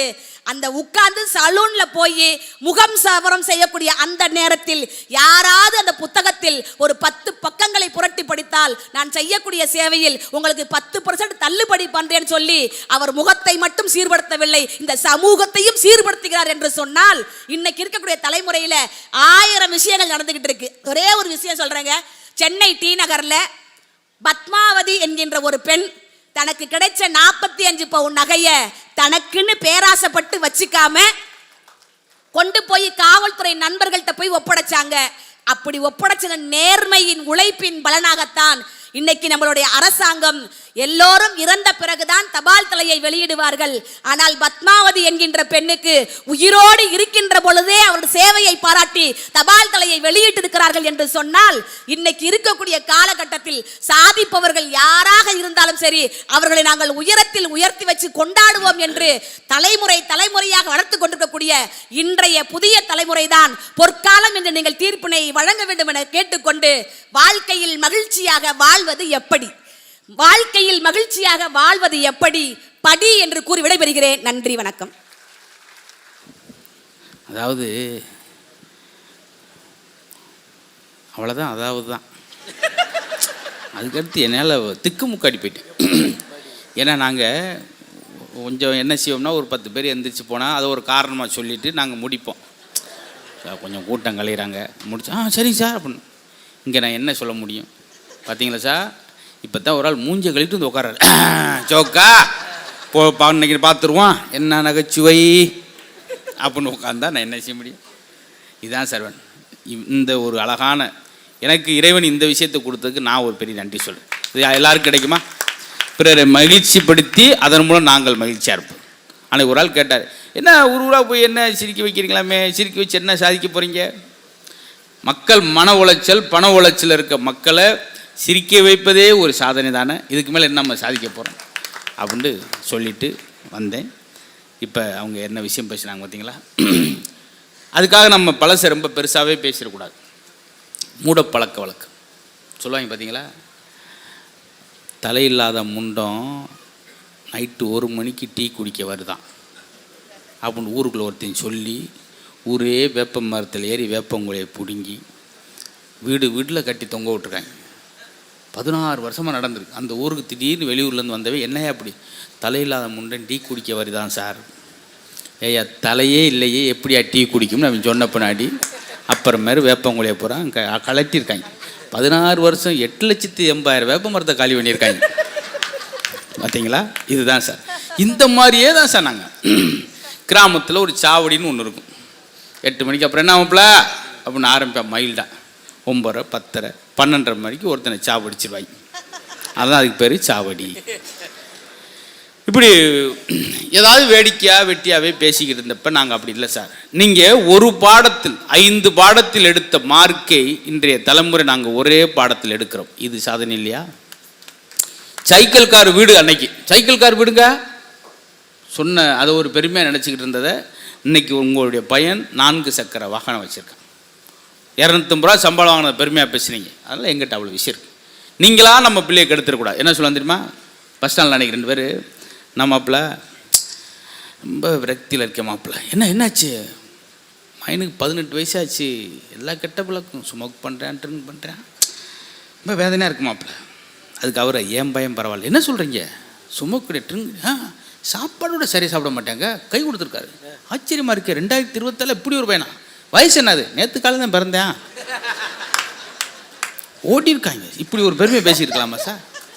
ஆனால் உங்கள்கிட்ட பார்த்து நான் வியந்தது, வள்ளுவர் ஒவ்வொரு குறளையும் ஒரு அதிகாரத்தில் வச்சுருப்பார். அன்புடைமை ஒரு அதிகாரம், அருளுடைமை ஒன்று 50வது அதிகாரத்தில், ஒன்று 70வது அதிகாரத்தில் இருக்கும். நீ அன்பில் 50 மார்க் வாங்கலனாலும் பரவாயில்ல, அருளில் பக்தியில் 70 மார்க் வாங்காட்டி கூட பரவாயில்ல. ஆனால் வள்ளுவர் பெருந்தகை ஒழுக்கம் உடைமையை 100வது அதிகாரத்தில் வச்சார். அதுக்கு என்ன காரணம்? நீ ஒழுக்கத்தில் 100 மார்க் வாங்கி ஆகணும் சொன்னார். பார்த்தீங்களா ஆசிரியர்? என்னைக்கு வாத்தியார் பெரம்பை கீழே கையில் வச்சாரோ அன்னைக்கு போலீஸ் பெரம்பு எடுக்க ஆரம்பிச்சிட்டாங்க. எல்லாமே புள்ளிங்கோ தான் வளர்க்குறீங்க, பிள்ளைகளை வளர்க்க மாட்டேங்கிறீங்களே. அவன் ஒரு மாதிரி இப்படி வளர்க்குறேன், அப்படி போகிறேன். நல்ல காஸ்ட்லியான ஃபோன் இருக்கணும், நல்ல ஒரு வீலிங் பண்ணுற அளவுக்கு ஒரு டூல் இருக்கணும். இதான் அவன் லைஃப் ஸ்டைல் அப்படி நினைக்கிறான். ஆனால் பார்த்தீங்களா, எங்கள் கணக்கு வாத்தியார் எங்கள் அப்பா நிற்கும் போதே நீ அடிச்சிட்டார். ஆனால் அந்த அடிகள் அதே போல் எனக்கு எங்கள் அப்பா கொடுக்குற சின்ன சின்ன தமிழ் வார்த்தைகள் நான் அங்கே உட்காந்து படிப்பேன். துணக்கால் வர இடத்துலாம் படிப்பேன். கண்ணாகின்வேன், நல்லா பாரு, கண்ணாகியாக இருக்குது, கண்ணையின்னு இருக்கும், துணக்கால் இருக்காது. அப்படின்லாம் தமிழ் சொல்லி கொடுத்தனால தான் இன்றைக்கி ஓரளவு உங்கள்கிட்ட பேசுகிறதுக்கு காரணம். நம்ம குழந்தைகளை நம்மளே பராமரிக்கணும் சார், பார்க்கணும் அப்படின்றதுக்கு. நிறைய பெண்கள்லாம் இருக்கீங்க, காலையில் குழந்தைகளை எப்படி உயிரோட்டமாக எழுப்பணும் அப்படின்றது சொல்கிறாங்க. எந்திரிங்க அம்மா மாதிரி, எந்திரிங்க திருச்சி கலெக்டர், எந்திரிங்க நாகப்பட்டினம் கமிஷனர், எந்திரிங்க அப்படி சொன்னாதான் குழந்தை ஒரு பயத்திலே இருப்பேன். ஐயோ கலெக்டரா நானா? அப்படி வளர்க்கணும். எங்கள் அப்பத்தா காட்டு வேலைக்கு போகும் மாரியம்மாள்னு பேர். களை பிடுங்கிறதுக்கு 3 ரூபா சார். காலைல 9 மணிக்கு போய் 4 மணி வரைக்கும். அந்த எங்கள் அப்பத்தாவுக்கு களை பிடுங்கிறதுக்கு 3 ரூபா. இன்னைக்கு அன்னவாதி இந்த புருவ முடிய பிடுங்கிறதுக்கு 8800 ரூபா. பட்டிமன்றமே முடிஞ்சிச்சு, கிளம்பலாம். நீங்கள் இதுக்கு மேலே என்னத்தை நான் சொல்ல போகிறேன்? அவங்க வீட்டுக்காரு பியூட்டி பார்லர் விட்டு டியூஸ் பில் நின்றுக்கிட்டே இருக்கார். அவருக்கு சம்பளமே 3300 ரூபா. 2 மாத சம்பளத்தை கொடுத்துட்டு மாறி வச்சா சார். எங்கள் ஊரில் அரசப்பட்டின்னு குறாமா ஐயாவுக்கு தெரியும், 4 பக்கம் சுவருக்கு வெள்ளை அடிக்கிறதுக்கு 320 ரூபா 80 பைசா. இன்னைக்கு அன்னலட்சுமி போட்டுருக்கு லிப்ஸ்டிக்கு 8800 ரூபா 4 பக்கம் சுவருக்கு. அப்போ பாருங்க எப்படி வச்சது. எனக்கு என்ன ஒரு குழப்பம், ஆச்சரியம்னா, எல்லா சோப்பு விளம்பரத்தில் பெண்கள் தான் நடிக்கிறாங்க. ஏன் ஆம்பளை நாங்கள் குளிக்கிறதே இல்லையா? ஏன் எங்களை இப்படி கேவலப்படுத்துறீங்க? வாஷிங் பவுடர் நிர்மா ஒரு பிள்ளை ஓடியாரு, லிரில் சோப் ஒரு ஆற்றுல போய் தவி குளிக்குது. இவன் லைஃபாய் சோப் போட்டு ரூம்புக்குள்ள குளிச்சுக்கிட்டு இருக்கான். யாரு? இவன் தான் போய் ஆற்றுல குளிக்கணும். விளம்பரங்களே என்னை குழப்பு சார். ஒரு பையன் மாக்காப்பா குளிச்சுட்டு இருக்காரு, காஜல் அகர்வால், அவன் ஒரு சோப்பு விளம்பரத்தில் வருது. சட்டான்னு சொல்லுங்க, உங்க பேசுல உப்பு இருக்கா? உனக்கு துப்பு இருக்காட்டி துப்பு கட்டவல. ஆம்பளை குளிச்சு ஒரு எக்ஸ்கியூஸ் மீ கட்டுவா, காலிமலை விக்கிட்டு வா, வீட்டுக்குள்ள ஆற கட்டி வந்த. எங்களுக்கு தொடர் அவமானம். என்ன சார் ரொம்ப எனக்கு என்ன பட்டிமன்றம் பேசுவோமா, இல்லாட்டி பேசாம 100 நாள் வேலைக்கு போயிடுவோமா அப்படின்ற எண்ணம் கூட எனக்கு சில நேரம் வருது. 100 நாள் வேலை ரொம்ப ஈஸி, டப்புன்னு புள்ள பிடுங்காது. புள்ள பிடிங்கிட்டு அது வாட்டு உட்காந்து வாட்டு ரொம்ப டயர்டாக இருக்குடி. 11 மணிக்கு போயிட்டு 11:10 டயர்டாக இருக்கு அப்படின்றது ஈஸியான வேலை ரொம்ப. அதே போல் அந்த கால வசனங்களை பேசி காட்டினான். மதுரை வீரன் ஒரு படம் எம்ஜிஆருக்கு ரொம்ப நல்லா ஓடி அவர் ஹீரோவாக ரொம்ப கொலோச்சிய படம். அது டிஎஸ் பாளையா அரசராக இருப்பார், தளபதியாக இருப்பார். மன்னர் சொல்லார், வீரனை பின்தொடர்ந்து செல்லுங்கள், எங்கு சென்றால் அவனை பிடித்து இழுத்து வாருங்கள். ஆறு தளபதி டிஎஸ் பாளையா எம்பிபி. இவர் குதிரையவே கழுத மாதிரி தான் ஓட்டிப்பார். சொஜக்கான். இவரை போய் அனுப்பி மதுரை வீரனை கூட்டு பிடிச்சிட்டு வர வந்து நிற்பார் சாயந்தரம் போல. வீரனை பின்தொடர்ந்து சென்றீர்களே, என்ன ஆனது? அதுக்கு டிஎஸ் பாளையா பதில், நாங்கள் அவனை பின்தொடர்ந்து சென்றோம், ஆனால் அவன் எங்களை முன் தொடர்ந்து சென்று விட்டான். அரசர் மண்டை பிச்சுட்டு உட்கார்ந்துருக்காரு. முன் தொடர்ந்து சின்னையா தமிழ் இலக்கணத்தில் இப்படி வார்த்தையை காணாமையா? எப்படியெல்லாம் குழப்பிருக்காங்க பார்த்தீங்களா? தில்லான மோகன் ஒரு படம், பத்மினி நாட்டி நடக்கும், நடிகர்த்தெல்லாம் போய் பார்த்துட்டு வர ஆறு நம்ம டிஎஸ் பாளையா தான். என்னே அங்கே போகடா, நாட்டியம் நடக்குது, பார்த்துட்டு வாங்களே. பார்த்துட்டு வர்றார். அண்ணே நாட்டியம் எப்படி இருந்துச்சு? தெரிஞ்சு தெரியல இல்லைன்னு சொல்லணும். இவர் சொல்லிட்டு வந்து மோகனமல் பத்மினியை பார்த்துட்டு சொல்லுவார், மோகனாவை விட தம்பி அவங்க அம்மா தான் தம்பி கொஞ்சம் டாப்பாக இருந்துச்சு. உன்னைய 3 மணி நேரம் கச்சேரிக்கு ரிக்ஷாவுக்கு காசு கொடுத்து அனுப்பிவிட்டது நான். எவ்வளோ குழப்பங்கள் பார்த்தியா சார் அன்னைக்கு படங்களில்? இப்படி தான் சார். அதனால் ஒரு குழப்பங்கள் இருந்துக்கிட்டே இருக்கு. எனக்கு இந்த உண்மையிலே இந்த பெண்கள் வச்சு ஊற்றுற குழம்பு எனக்கு ரொம்ப பிடிக்கும். எப்படி பேர் வச்சுருக்காங்க குழம்புன்னு. உண்மையிலே ஆம்பளை குழம்பிடுறான். இது கத்தரிக்காய் குழம்பா, தக்காளி குழம்பா, அவன் குழம்புனால தான் அதுக்கு பேரே குழம்பு. அங்கே ஒரு ஆள் கிளம்புன்னு கிளம்பிட்டார். இன்னும் கடைசியில் குழம்பு வரைக்கும் வந்துட்டாங்க இல்லையா? இன்னும் என்னென்னத்தை தான் அவங்க பேச போகிறாங்கன்னு தெரியலையே அப்படின்னு அவருக்கு ஒரு அதிர்ச்சி. உண்மையிலே அந்த காலத்தில் நான் நிறைய விஷயம் சொல்லிக்கிட்டே வந்தேன் சார். கருவேப்பிலைன்னு சொல்லுவாங்க. கடையில் போய் நம்ம எல்லாம் வாங்கிட்டு 600 ரூபாய்க்கு காய்கறி வாங்கியிருப்பேன். அதில் அவனுக்கு திருப்தி ஆகாது. கருவேப்பிலை கொஞ்சம் கொடுங்க. நின்று வெயிட் பண்ணி அந்த கருவேப்பிலை வாங்கிட்டு வருவேன். சமைச்சு வச்சுனே முதல்ல கருவேப்பிலை தூக்கி தான் வெளியே போட்டு சாப்பிடுவார். அப்புறம் எதுக்கு நீ 10 நிமிஷம் நின்று வந்த? மனிதருடைய நட்பு இப்படித்தான் இருக்குது. தேவை என்றால் நம்மளை பயன்படுத்துவார்கள், நின்று தேவையில்லைன்னா கருவேப்பிலை மேலே தூக்கி போடுவார். அது ஏன் கருவேப்பிலை தெரியுமா? இவங்களுக்கு தான் தெரியும். கல்யாணம் ஆகி வந்த பெண்ணுக்கு மாமியார் சொல்லுவாள், கருவேப்பிலை எடுத்து போடாத மறுமொழி நிறைய சேர்த்துக்க, கருவில் வெப்பம் பண்ணும் இலை, வேகமாக குழந்தை வேண்டவங்க நிறைய கருவேப்பிலை சாப்பிடு, நிறையா முடி வளரும். இதெல்லாம் இன்றைக்கி சொல்கிறதுக்கு ஆள் இருக்கா சார்? அதுதான் அந்த தலைமுறை, பழைய தலைமுறை சொல்கிறதுக்கு. அப்படி இன்றைய தலைமுறை, புதிய தலைமுறை அப்படி பஸ்ஸில் அப்படி படியில் நின்று வர்றேன். அப்படி பெரியவர் உட்காந்துருக்கார் பழைய தலைமுறை. தம்பி படியில் நிற்கிறீங்க, உள்ளே வாங்க தம்பி, என்ன படிக்கிறீங்க அப்படின்றார். என்ன படிக்கிறீங்கன்னு அவங்க சிரிச்சிட்டு சொன்னால் உங்களுக்கு என்ன புரிய போகுது? அதுக்கு அவர் சொன்னார், புரிகிற மாதிரி சொல்கிறதுக்கு தான் தம்பி உன்னை படிக்க வச்சோம். உன் படிப்பவே உன்னால் புரிகிற மாதிரி சொல்ல தெரியலையே, நீ படித்து என்ன செய்ப்பா? சில பார்த்தீங்களா, நான் பிஎஸ்சி படித்து வக்கீலாகி டாக்டருக்கு சேர்ந்து இன்ஜினியர் முடிக்க போகிறேன். 4 கழிச்சு 4 முனையில் கிடக்கு. ஏதாவது ஒன்று சேருதா சார்? பேசுகிறதே குழப்பமாக இருக்கும். அன்றைக்கெலாம் வந்தவன் முன்னுக்கு வந்தவன், மாப்பிள்ள ஓன் ஃபோன் நம்பர் தெரியாமல் ரொம்ப சிரமப்பட்டேன் மாப்பிள்ள, எனக்கு ஃபோன் பண்ணியிருக்க வேண்டியாண்ணே, ஏன்னா ஓன் நம்பர் தெரியாமல் தானே நான் தெரியாமல் இருந்தேன். ஒருத்த பேச்சும் குழப்பமாக இருக்கும், ஆச்சரியமாக இருக்கும். அன்றைக்கி நல்ல வெயில் ஒருத்தன் மயக்கப்பட்டு விழுந்துட்டான். ஆம்புலன்ஸ் கூப்பிடுங்க வந்துச்சு. 15 பேர் ஏறி போயிட்டு ஆம்புலன்ஸ் அடிபட்டு அங்கேயே கிடைக்கும். என்னடா கொஞ்சம் குழு ஏறி போயிட்டோம் சார். ஏன்டா கூப்பிட்டது அவனுக்கு தானடா. பதட்டத்தில் என்னன்னு தெரிய வேணாமா சார்? ஆச்சரியமாக இருக்கும். சில பாருங்க வீடை பூட்டிட்டு ஆஃபீஸ் போகிற அவசரத்தில் சாவியை தொங்கிட்டு பூட்டை பையில் ஓடிக்கிட்டு பாய், என்ன பைய கனமாகவே இருக்குது, எதுவுமே கிடையாது. இப்போ பாருங்கள் சார், உங்களுக்கு 1.5 வருஷத்துக்கு டாக்டர் தேவையில்லை, அவ்வளவு சிரிச்சிருக்கு. உங்களுக்கும் இன்னும் 1.5 மணி நேரத்தில் ஒரு டாக்டர் தேவை. உங்களுக்கு இருக்க பிபிக்கு இவங்களுக்குலாம் பித்தப்பை பிதிங்கி அன்றைக்கி கட்டப்பையில் எடுத்து போட்டு போய் ஆச்சரியம். ஆனால் சார் நம்ம ஆள் பாருங்கள், அதுக்காக பழைய தலைமுறை குறை சொல்ல முடியாது சார்.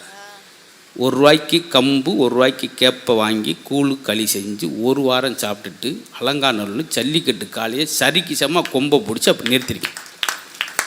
கூழ் 1 ரூபா கேப்பை கூழ் சாப்பிட்டுட்டு அன்னைக்கு ஒருத்தி 850 ரூபா பூரியை சாப்பிட்டுட்டு எந்திரிக்க முடியாமல் ரொம்ப கொஞ்சம் திணறுது மாப்பிள்ள, பாடி ரொம்ப இழுக்க முடியலையே. 450 ரூபா பூரி சாப்பிட்டு ஒரு கோழி குஞ்சை பிடிக்க முடியல சார். பார்த்தீங்களா சார், வெறும் 10 ரூபாய்க்கு சமைச்சு 15 பேர் சாப்பிட்டான். அன்னைக்கு ஒரு ஹோட்டலில் 8 80 ரூபா பில் போட்டாங்க. 8 80 ரூபா பில்லு. நானாக பரவாயில்ல, இந்த பிள்ளை அன்னலட்சுமி மோந்து வாத்துக்கு 160. அவராது பரவாயில்ல, நடுவர் எட்டி பார்த்து நீங்க மோந்து பார்த்துட்டீங்க, வடையில் எங்கள் சுமல்புரம் போயிடுச்சுங்க வடை அப்படின்னு.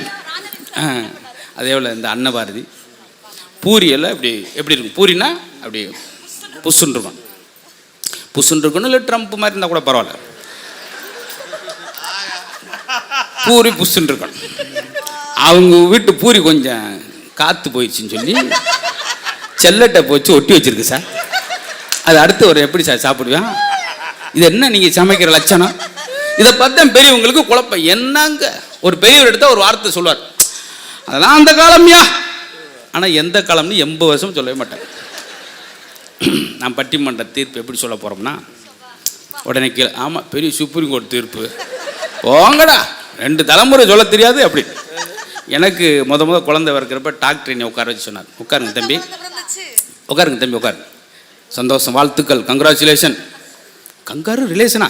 நான் ஒரு நகைச்சுவை அங்கே உட்கார சொல்லிட்டு, உங்களுக்கு என்ன குழந்தை தெரியுமா சார்? எல்லா குழந்தையும் எனக்கு சந்தோஷம், அது நான் பாகுபாடே இல்லை. அப்படி இல்லை இருந்தாலும் சொல்லணும்ல, உங்களுக்கு ஆம்பளை பையன், தவறினால் பொம்பளை பிள்ளை. அப்புறம் செம்மறியாட்டுக்குட்டியா வந்து பிறக்கும். இதை சொல்கிறதுக்கு இது ஒரு கருத்து கணிப்பா சார்? சில இடத்துல அதுக்கு தான் சொல்கிறேன் சார், நான் அடிக்கடி சொல்கிறதான், கரி ஹரி ஒரி இந்த 3 இல்லைனாலே மகிழ்ச்சியாக வாழலாம். வேகம் ஹரி, கரி மாமிசம், ஒரி கவலை. 3 மணி ஒரு 1:30 மணி இருக்கும், பிறண்டு படுக்கிறேன், தூக்க வரல, மிட் நைட்டு அப்படியே கதவை திறந்து அப்படி நடந்து போகிறேன் ரோட்டில், பளிச்சுண்டு ஒரு மெடிக்கல் ஷாப், லைட்டு வெளிச்சத்தோட தொட்டு கும்பிட்டு, சார் ரொம்ப நன்றி, 1 மணி வரைக்கும் தூக்கம் வரல, நானும் என்னென்னமே பிறண்டு படுத்தேன், பரவாயில்ல உங்கள் மெடிக்கல் ஷாப் திறந்துருச்சு, தூக்கம் வர்றதுக்கு ஏதாவது மாத்திரை இருக்கா? சப்புன்னு அடிச்சிருக்கான். அது வராமல் தாண்டா 1:30 மணிக்கு நான் கடையை திறந்து வச்சு உட்காந்துருக்கேன், என்கிட்ட வந்து நீ கேட்டுக்கிட்டு இருக்கேன் பார்த்தீங்க. அதே கடையில் இன்னொருத்தன் பின்னாடி, சாரி எல்லாமே மறந்து போயிடுறேன், ஆஃபீஸ் போகிற மறந்தும் எல்லாம் மறந்துடுறேன், இந்த மெமரி ப்ளஸ் மாத்திரை இருக்காமே, இருக்குது சார் இருக்குது, ஆனால் எங்கே வச்சேன்னு மறந்து போயிட்டேன்னு அவன் மெமரி ப்ளஸ். எல்லா பக்கமும் டென்ஷனாகவே இருக்குது சார். கீழே ஒரு ஆள் பார்க்குறேன், திருப்பி இவங்க எப்போ சொல்ல போகிறாங்கன்னே தெரியல, இப்போ தான் மெடிக்கல் ஷாப் வந்திருக்கான், நீ ஹோட்டல் வந்து என்னத்தை. ஏன்னா டாக்டர் ஆறுதலாக பேசணும் சார். ஏன் அவருக்கு சாதகம் சொல்கிறவர் தெரியுமா? வர்றவனுக்கு சாதகமாக சொல்லணும், பயப்படாங்க, கவலைப்படாங்க. வர்ற ஆடி, ஆமாம் சார், முடிஞ்சு ஆவணி, புரட்டாசி, ஐப்பசி, சரிங்க சாமி, கார்த்திகை, சரிங்க சாமி, மார்கழி, அவ்வளோதான். மார்கழி முடிஞ்சு தை, மாசி, அவ்வளோதான். பங்குனி, சித்திரை முடிஞ்சிருச்சுன்னா வாழ்க்கை நல்லா இருக்கும். 1 வருஷம் சொல்லித்தடா கிறுக்குப்பட. அது என்ன நீ ஆறுதல்? ஒன்று இவன் கோவப்படுங்க, மாசி, சரி பங்குனி, சித்திரை ரொம்ப கத்துற. பேச்சில் என்ன ஒரு கலைனா சார், அவன் ஐஸ்வாலில் படுத்திருக்கான், சீரியஸ் கண்டிஷன், அவன் நேரத்துக்கு பாருங்க 10 லட்ச ரூபா லாட்டரியில் விழுந்துருச்சு. இப்போ ரொம்ப நெருக்கடி டாக்டருக்கு, முருகேசா உனக்கு 10 லட்சம், எனக்கா? டப்புண்டு இழுத்துரும் மூச்சை. பயந்துட்டார் டாக்டர், எப்படி போய் சொல்லணுமே, அவனுக்கு 10 லட்சம் விழுந்திருக்கு, திடீர்னு 10 லட்சம்னா பட்டுண்டு பாடியை விட்டுருவான். கொஞ்சம் கொஞ்சமாக சொல்லணும்னு சொல்லி, முருகேசா சார் சார் இழுவு அதிகமாக இருக்கே, இவன் 10 தாங்க மாட்டேன், கொஞ்சம் மைல்டாக போவோம், ஒரு 3 ரூபாயிலேருந்து ஆரம்பிப்பான். முருகேசா சார் இதெல்லாம் பெரிய யோகாரணையா, உனக்கெல்லாம் திடீர்னு லாட்டரியில் 3 லட்சம் விழுந்தால் விழும்பியா? 3 லட்சத்து என்ன செய்வ? மூத்த பொண்ணுக்கு கல்யாணத்தை பண்ணிவிட்டு நிம்மதியாக கண்ண முடிவேன் சார். பரவாயில்ல, இப்போ கொஞ்சம் கூட்டுன்னு சொல்லி, உனக்கு ஒரு 6 லட்சம் விழுற கூட வாய்ப்பு இருக்குது. சிம்மராசி உனக்கு நல்லா இருக்கு, 6 லட்சம் விழு, என்ன செய்வ? 2வது ஒரு கண்ணம், ஒரு கல்யாணத்தை பண்ணிட்டு கண்ணம் சார். இப்போ ஓப்பன் பண்ணணும்னு சொல்லி, முருகேசா சார் உனக்கு ஒரு 10 லட்சம் விழுது, என்ன செய்வேன்? நான் என்ன சார் செய்ய போகிறேன், எனக்கு இவ்வளோ நெருக்கடியிலும் கஷ்டப்பட்டு இந்த ஆப்ரேஷனை பண்ணுறீங்க, உங்களுக்கு ஒரு 5 லட்சம், எனக்கா 5 லட்சமான்னு டாக்டர் வந்து டபக்குண்டு கையை இழுத்து 5 மணிக்கு அடக்கம் பண்ணிட்டாங்க. இப்போ எங்கே எதை சூதானமாக பேசுன்றது ரொம்ப கவனமாக இருக்க வேண்டியது. நம்ம நினைப்போம் அது ஒன்று நடக்கும். ஆனால் பழைய தலைமுறையில் வந்து சார் வெகுளியான மனிதர்கள் சார், வெகுளியான மனிதர்கள். அவங்க படுத்தோன்னு 10 சார் 110 வயசில் வாழ்ந்தோம்ன்றாங்க. எங்கள் அப்பெல்லாம் ஹாஸ்பிட்டலே போகாமல், ஆஸ்பத்திரியே போகாமல் 87 வயசு 88 வயசு. என்ன காரணம்? போதும்ன்ற மனசு சார், சந்தோஷமாக படுத்தோன்னே தூக்கம் பார்த்துறீங்களா? படுத்த செகண்டில் கொரட்டை சத்தங்க நிம்மதியாக கொரட்டோடு தூங்குவார். அந்த தெருவே எந்திரிச்சிருவாங்க. இவர் தூங்குவார், எவனும் தூங்க முடியாது. பண்ணுவார். அங்கே போன் வரும், என்ன அவங்க பெரிய பெண் தூங்கிட்டார் போல, சவுண்ட் இங்கே கேட்குது. நான் கூட டிராக்டர் தான் கிளம்பிருச்சு நினச்சேன். ஆச்சரியமாக இருக்கும். அதனால் என்ன செய்வாங்க, ரொம்ப சவுண்டாக இருக்குன்னு பாடியை கொஞ்சம் திரி போட்டிருக்காங்க, தலையை திரி போட்டு தலானிக்கிட்ட மறுபடியும் பஞ்சா பறந்து எழுத்து விட்டு ஜன்னலுக்கு போய் கவிதாவும் புருஷன் எழுப்பி வர்றி பஞ்சு ஊரா எங்கள் வீட்டுக்கு வருது. ஆனால் சில நேரம் அவர் குரட்டில் அவருக்கே தூக்கம் வராது. யாரு அப்படின்னு இருக்கான். ஓ படியா நீ ஏன் சவுண்டு தானா, என்ன ஏன் சவுண்டு எனக்கே கேட்குது அப்படின்னு. அதெல்லாம் நகைச்சுவை இல்லை சார், நடைமுறை. குழந்தை பிறந்தா 14 குழந்தைய வளர்த்து அத்தனை பேருக்கும் டியூஷன் சொல்லி கொடுத்து பாடம் சொல்லி கொடுத்து புத்தகம் எல்லா வகுப்புலையும் புத்தகம் எடுத்துகிட்டு வந்து வைப்பார். அவன் எடுத்துகிட்டு ஓடிடுவாங்க. ஆளுக்கு எல்லா வகுப்புலையும் ஆள் இருப்பாங்க. பார்த்தீங்களா? ஆச்சரியமாக இருக்கும். குழந்தை வந்தால் கொண்டாடுவாங்க சார். குழந்தை வந்து கவர்மெண்ட் ஹாஸ்பிட்டல் போயிருப்பாங்க. லட்சுமி குழந்தைய பார்க்க வந்திருக்கோம். மாட்டு வண்டியில் வருவாங்க. மாட்டு வண்டியில் 16 பேர் வருவாங்க. லட்சுமி குழந்தைய பார்க்க. அப்படியா? எது வேலுந்தபுரம் லட்சுமியா? ஆமாம். போங்க 13 நம்பர் டோக்கன். தொட்டியை சுற்றிக்கிட்டு பூரா இங்கே வரி அவங்க தாத்தா மாதிரி மூக்கு, இன்னொரு இங்கே வர அவங்க பாட்டி மாதிரி காது, இங்கே வர அவங்க பெரியப்பா மாதிரி வாங்கி.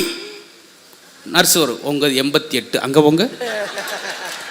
அதாண்டி பார்த்தேன், வாய் வாய்க்கா மாதிரியே இருந்துச்சு. இது நம்ம வீடு என் சந்தை இருந்துச்சு பார்த்தீங்களா, உடனே அப்படின்னு சொல்லி. ஆனால் பார்த்தீங்க 16 குழந்தைய வளர்த்தாங்களே சார். ஒரு குழந்தைக்கு ஏதாவது சிசேரியன் பண்ணாங்களா? ₹1 செலவு பண்ணாங்களா? அத்தை அவங்க சொல்லிக்கிட்டே இருக்காங்க, நாங்களும் சொல்லிக்கிட்டே இருப்போம். ஆனால் இதுக்கு ஒரு முடிவு வேணும். அதுக்கு நாங்கள் எப்படி முடிக்க போகிறோம்னா, ரிக்ஷாக்காரன் ஒரு படம் 72 வந்துச்சு. அதில் படம் போட்டவுடனே ஒரு சீன் நடக்கும். அசோகன் வந்து ஒரு ஏழை தொழிலாளியை சுட்டு கொன்றுவார். குழந்தை அனாதை நிற்கும். அந்த குழந்தையை தூக்கிட்டு எம்ஜிஆர் கோர்ட்டுக்கு போவார். அப்போ சர்ச்சு கேட்பார், ஏன்னா வக்கீல் பார்த்துருப்பார், உண்மையிலே செஞ்ச தப்பு தான். சொல்லுங்கள் மாணிக்கம், உங்களுடைய வாதம் என்ன? அதுக்கு சொல்லுவார், நடந்ததை நான் சொல்லிட்டேன், நடக்காத வக்கீல் சொல்லிட்டார், இதுமாரி நடக்க போகிறத நீங்கள் தான் சொல்லணும். சரிங்களா? இதுக்கு நீங்கள் கை தட்ட மாட்டீங்கன்னு தெரியும். எப்படி ரெடிமேட் ஆள் போட்டிருக்கீங்க பார்த்தீங்களா? எங்கெங்கே ஆள் எப்படி எப்படி எல்லாம் பட்டிமன்றம் சும்மா ஏனதான்னு கிடையாது. அப்படின்ட்டு சொல்கிறேன்னா போதும், கபக்கு கபக்குன்னு கைதட்டு நீங்களாம் போன பிராணி தட்டிக்கிட்டு இருப்பார். ஏன்னா அதனுடைய தொகை அப்படி.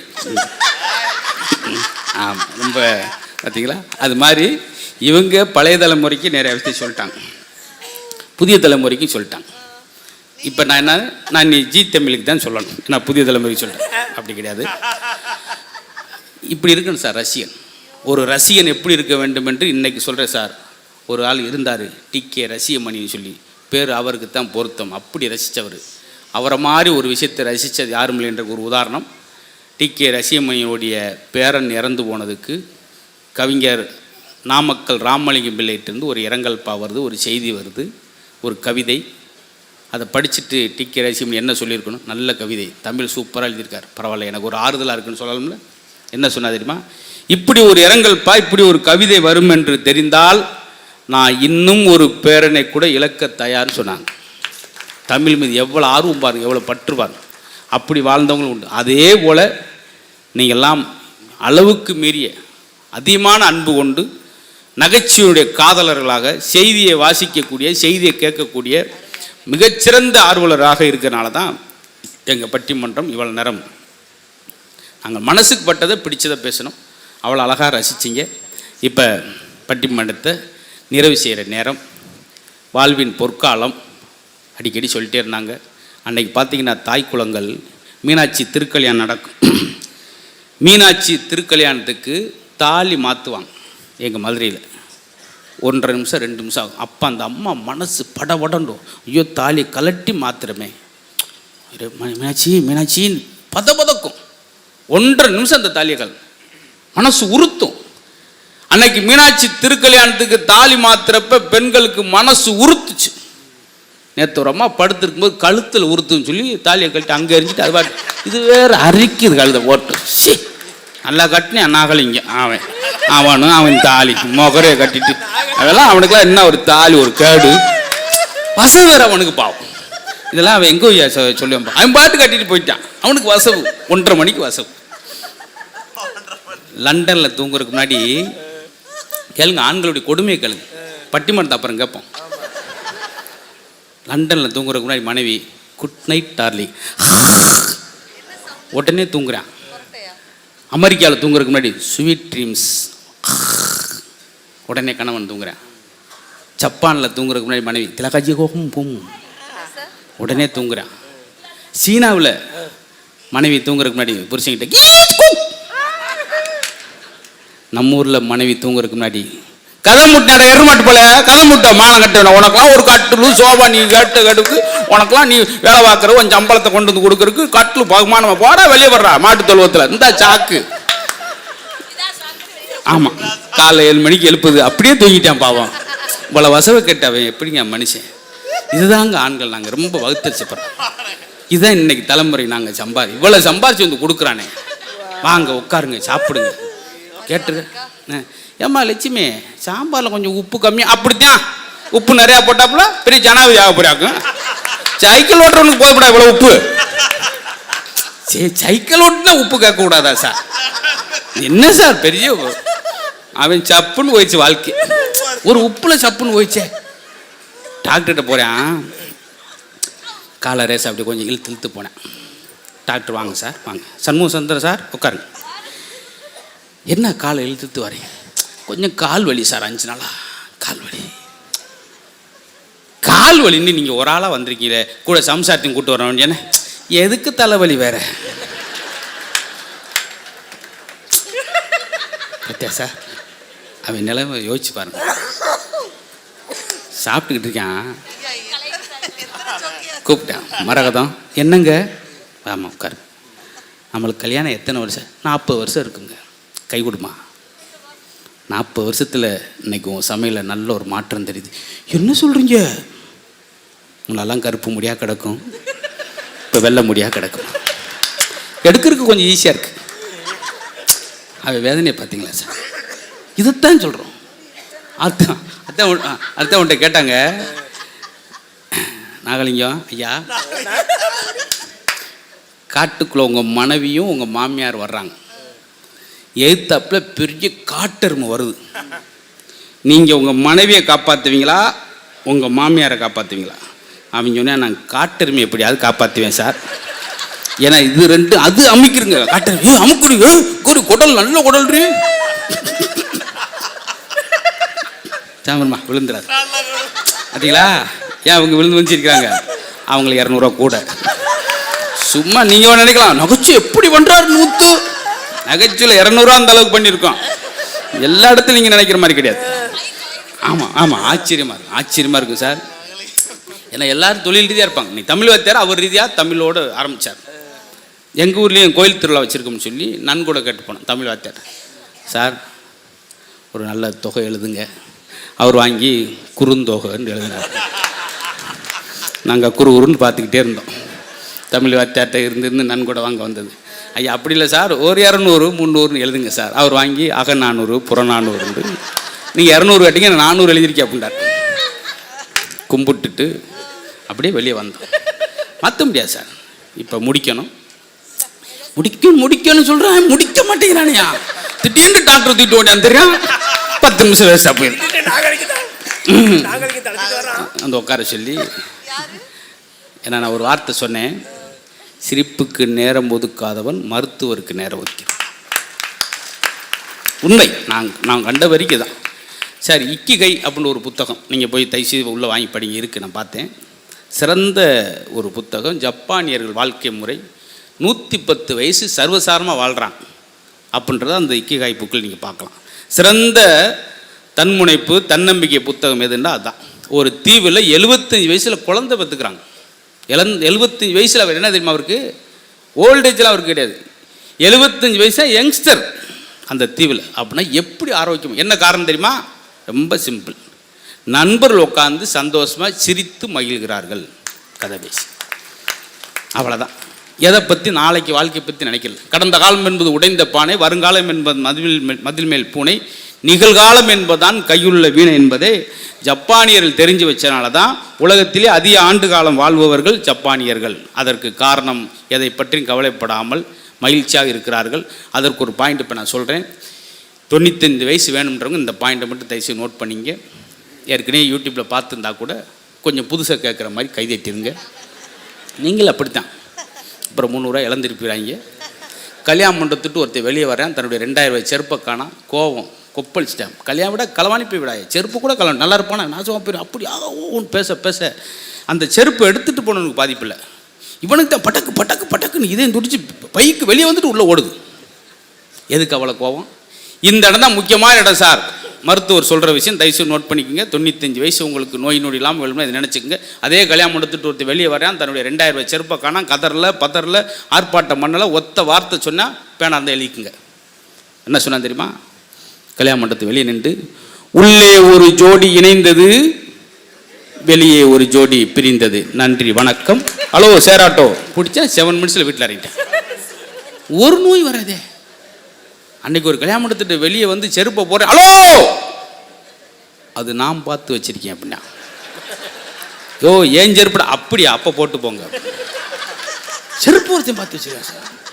நிறைய டிப்ஸ் கொடுப்பாங்க சார். நான் ஒரு பேங்கில் ஒருத்தன் என்கிட்ட பேனா கேட்டேன், டக்குன்னு கொடுத்தேன், படக்குன்னு சட்டை ஒரு என்னை பிடிச்சான். பெரிய பட்டிமன்றம் பேசுகிறீங்க, பேனா கேட்டால் டக்குன்னு கொடுப்பீங்களா? கொண்டு போயிடுவாங்க சார், மூடியை கழட்டிட்டு கொடுங்க. என்ன ஒரு எளிமையான ஆளுந்தான் அவன்கிட்ட ஒரு கருத்து இருக்கேன்னு சொல்லி அதை கடைபிடிச்சேன். 16 வருஷம் அவன் சொல்லி இன்னைக்கு என் வீட்டில் 6800 மூடி மட்டும் இருக்கு. ஒரு அடிச்சுட்டு போயிட்டாங்க. நம்ம டிப்ஸ் கொடுத்தா நம்மளோட ஒருத்தன் டிப்ஸ் கொடுத்துட்டு போறால. எதுவுமே நினைக்க முடியாது சார், எதுவுமே நினைக்க முடியாது. கீழே ஒரு ஆள், அதெல்லாம் ரைட்டியா, தீர்ப்பெங்க பட்டான்னு புதியது ஏதோ ஒன்று சொன்னேன்னா படக்கு நாங்கள் வேலைக்கு போகும்ல. நீங்கள் போகலாம், பட் எப்படி முடிக்கன்னு தெரியாமல் தானே முழிச்சுக்கிட்டு இருக்கோம். அதுதானே விஷயம். பேச்ச தொடங்குறது ஈஸி. அனைவருக்கு வணக்கம், சிறப்பு வந்து தலைமை தாங்கியோருக்கு வணக்கம், போயிடலாம். என்ன செய்ய போகிறோம்? ஆனால் சார், சரியான இடத்துல பேசுகிறோம் என்பதை விட சரியான மனிதர்களிடம் பேசுவதுதான் பிரச்சனை. அதான் முக்கியம். என்ன காரணம்? இவ்வளோ நேரம் பார்த்தேனே, யாராவது ஒரு ஆள் செல்ஃபோன் எடுத்தீங்களா சார்? நம்மளை தின்று இரையாக்குவது கைபேசி. ஒரு மரத்தை என்ன சொல்லுவோம், ஆலமரம், அரச மரம், 200 வருஷம் வாழ்கிற மரத்தை கீழே வேரோடு பிடுங்கி சாஞ்சிச்சு, என்ன செல்ல அரிச்சிருச்சு, கரையான் அரிச்சிருச்சுடுவாங்க. கரையான் அரிச்சு அப்படியே அந்த மரத்தை எப்படி 200 வருஷம் வாழக்கூடிய மரத்தை செல்லரிக்கி சாக்கியதோ, இந்த மனிதனையும் இந்த செல்போன் அரித்து சாய்ச்சி விடுகிறது. இது வந்த பின்னாடி தான் நிறையா பேருக்கு வாசிக்கிற ஆர்வம் குறைஞ்சது காரணம் இதுதான். அதனால் நம்ம இழந்தது, பார்வை இழந்தது தான் முக்கியம். அதனால் சொல்லி இளைய தலைமுறைக்கு கைபேசி கொடுக்காங்க. உங்கள்கிட்ட ரசித்தது அவ்வளோதான். யாருமே ஃபோன் எடுக்கலை. அன்றைக்கி ஒரு இடத்துல 1.5 மணி நேரம் பேசிக்கிட்டு இருக்கேன், முன்னுக்கு ஒரு ஆள் உட்காந்து கச்சி கத்த விட்றாரு செல்ஃபோனை.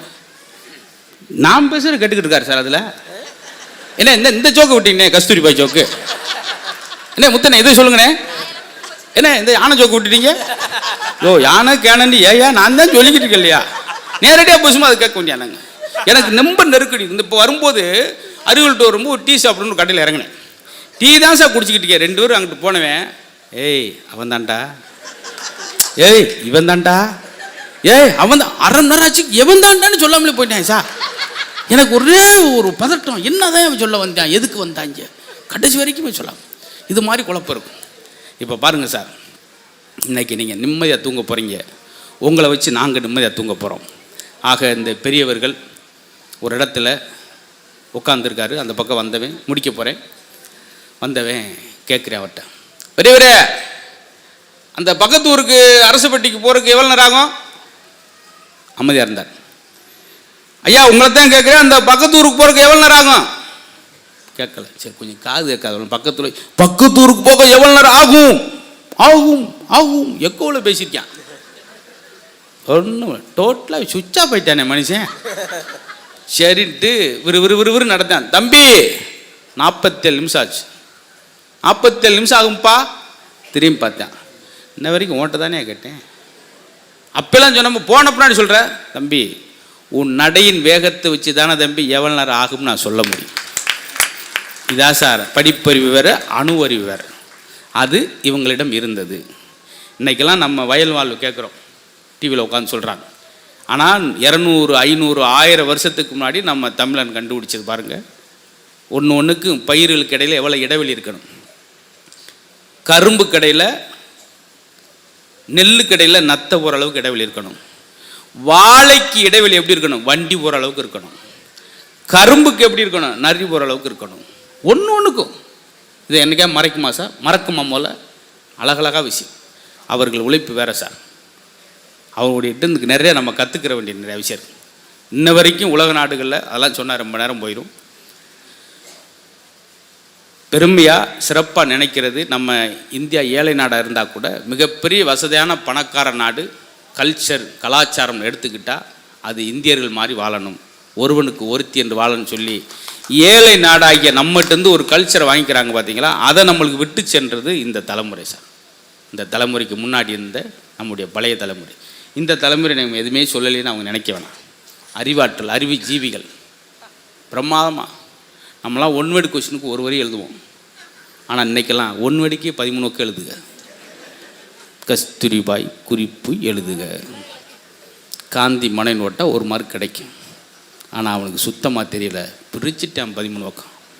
கஸ்தூரிபாய் குறிப்பு தானே, இந்த குறிக்கிறேன். கஸ்தூரிபாய் இது ரொம்ப அகலமான பாய். இந்த பாய் எடுத்து மெத்தில் விரித்து குடும்பத்தோடு படுத்து உருளலாம். நடுவீட்டில் வச்சு எல்லோரும் உட்காந்து சாப்பிடலாம். மிரண்டிருக்கார், என்னது சாப்பிட்றீங்களா?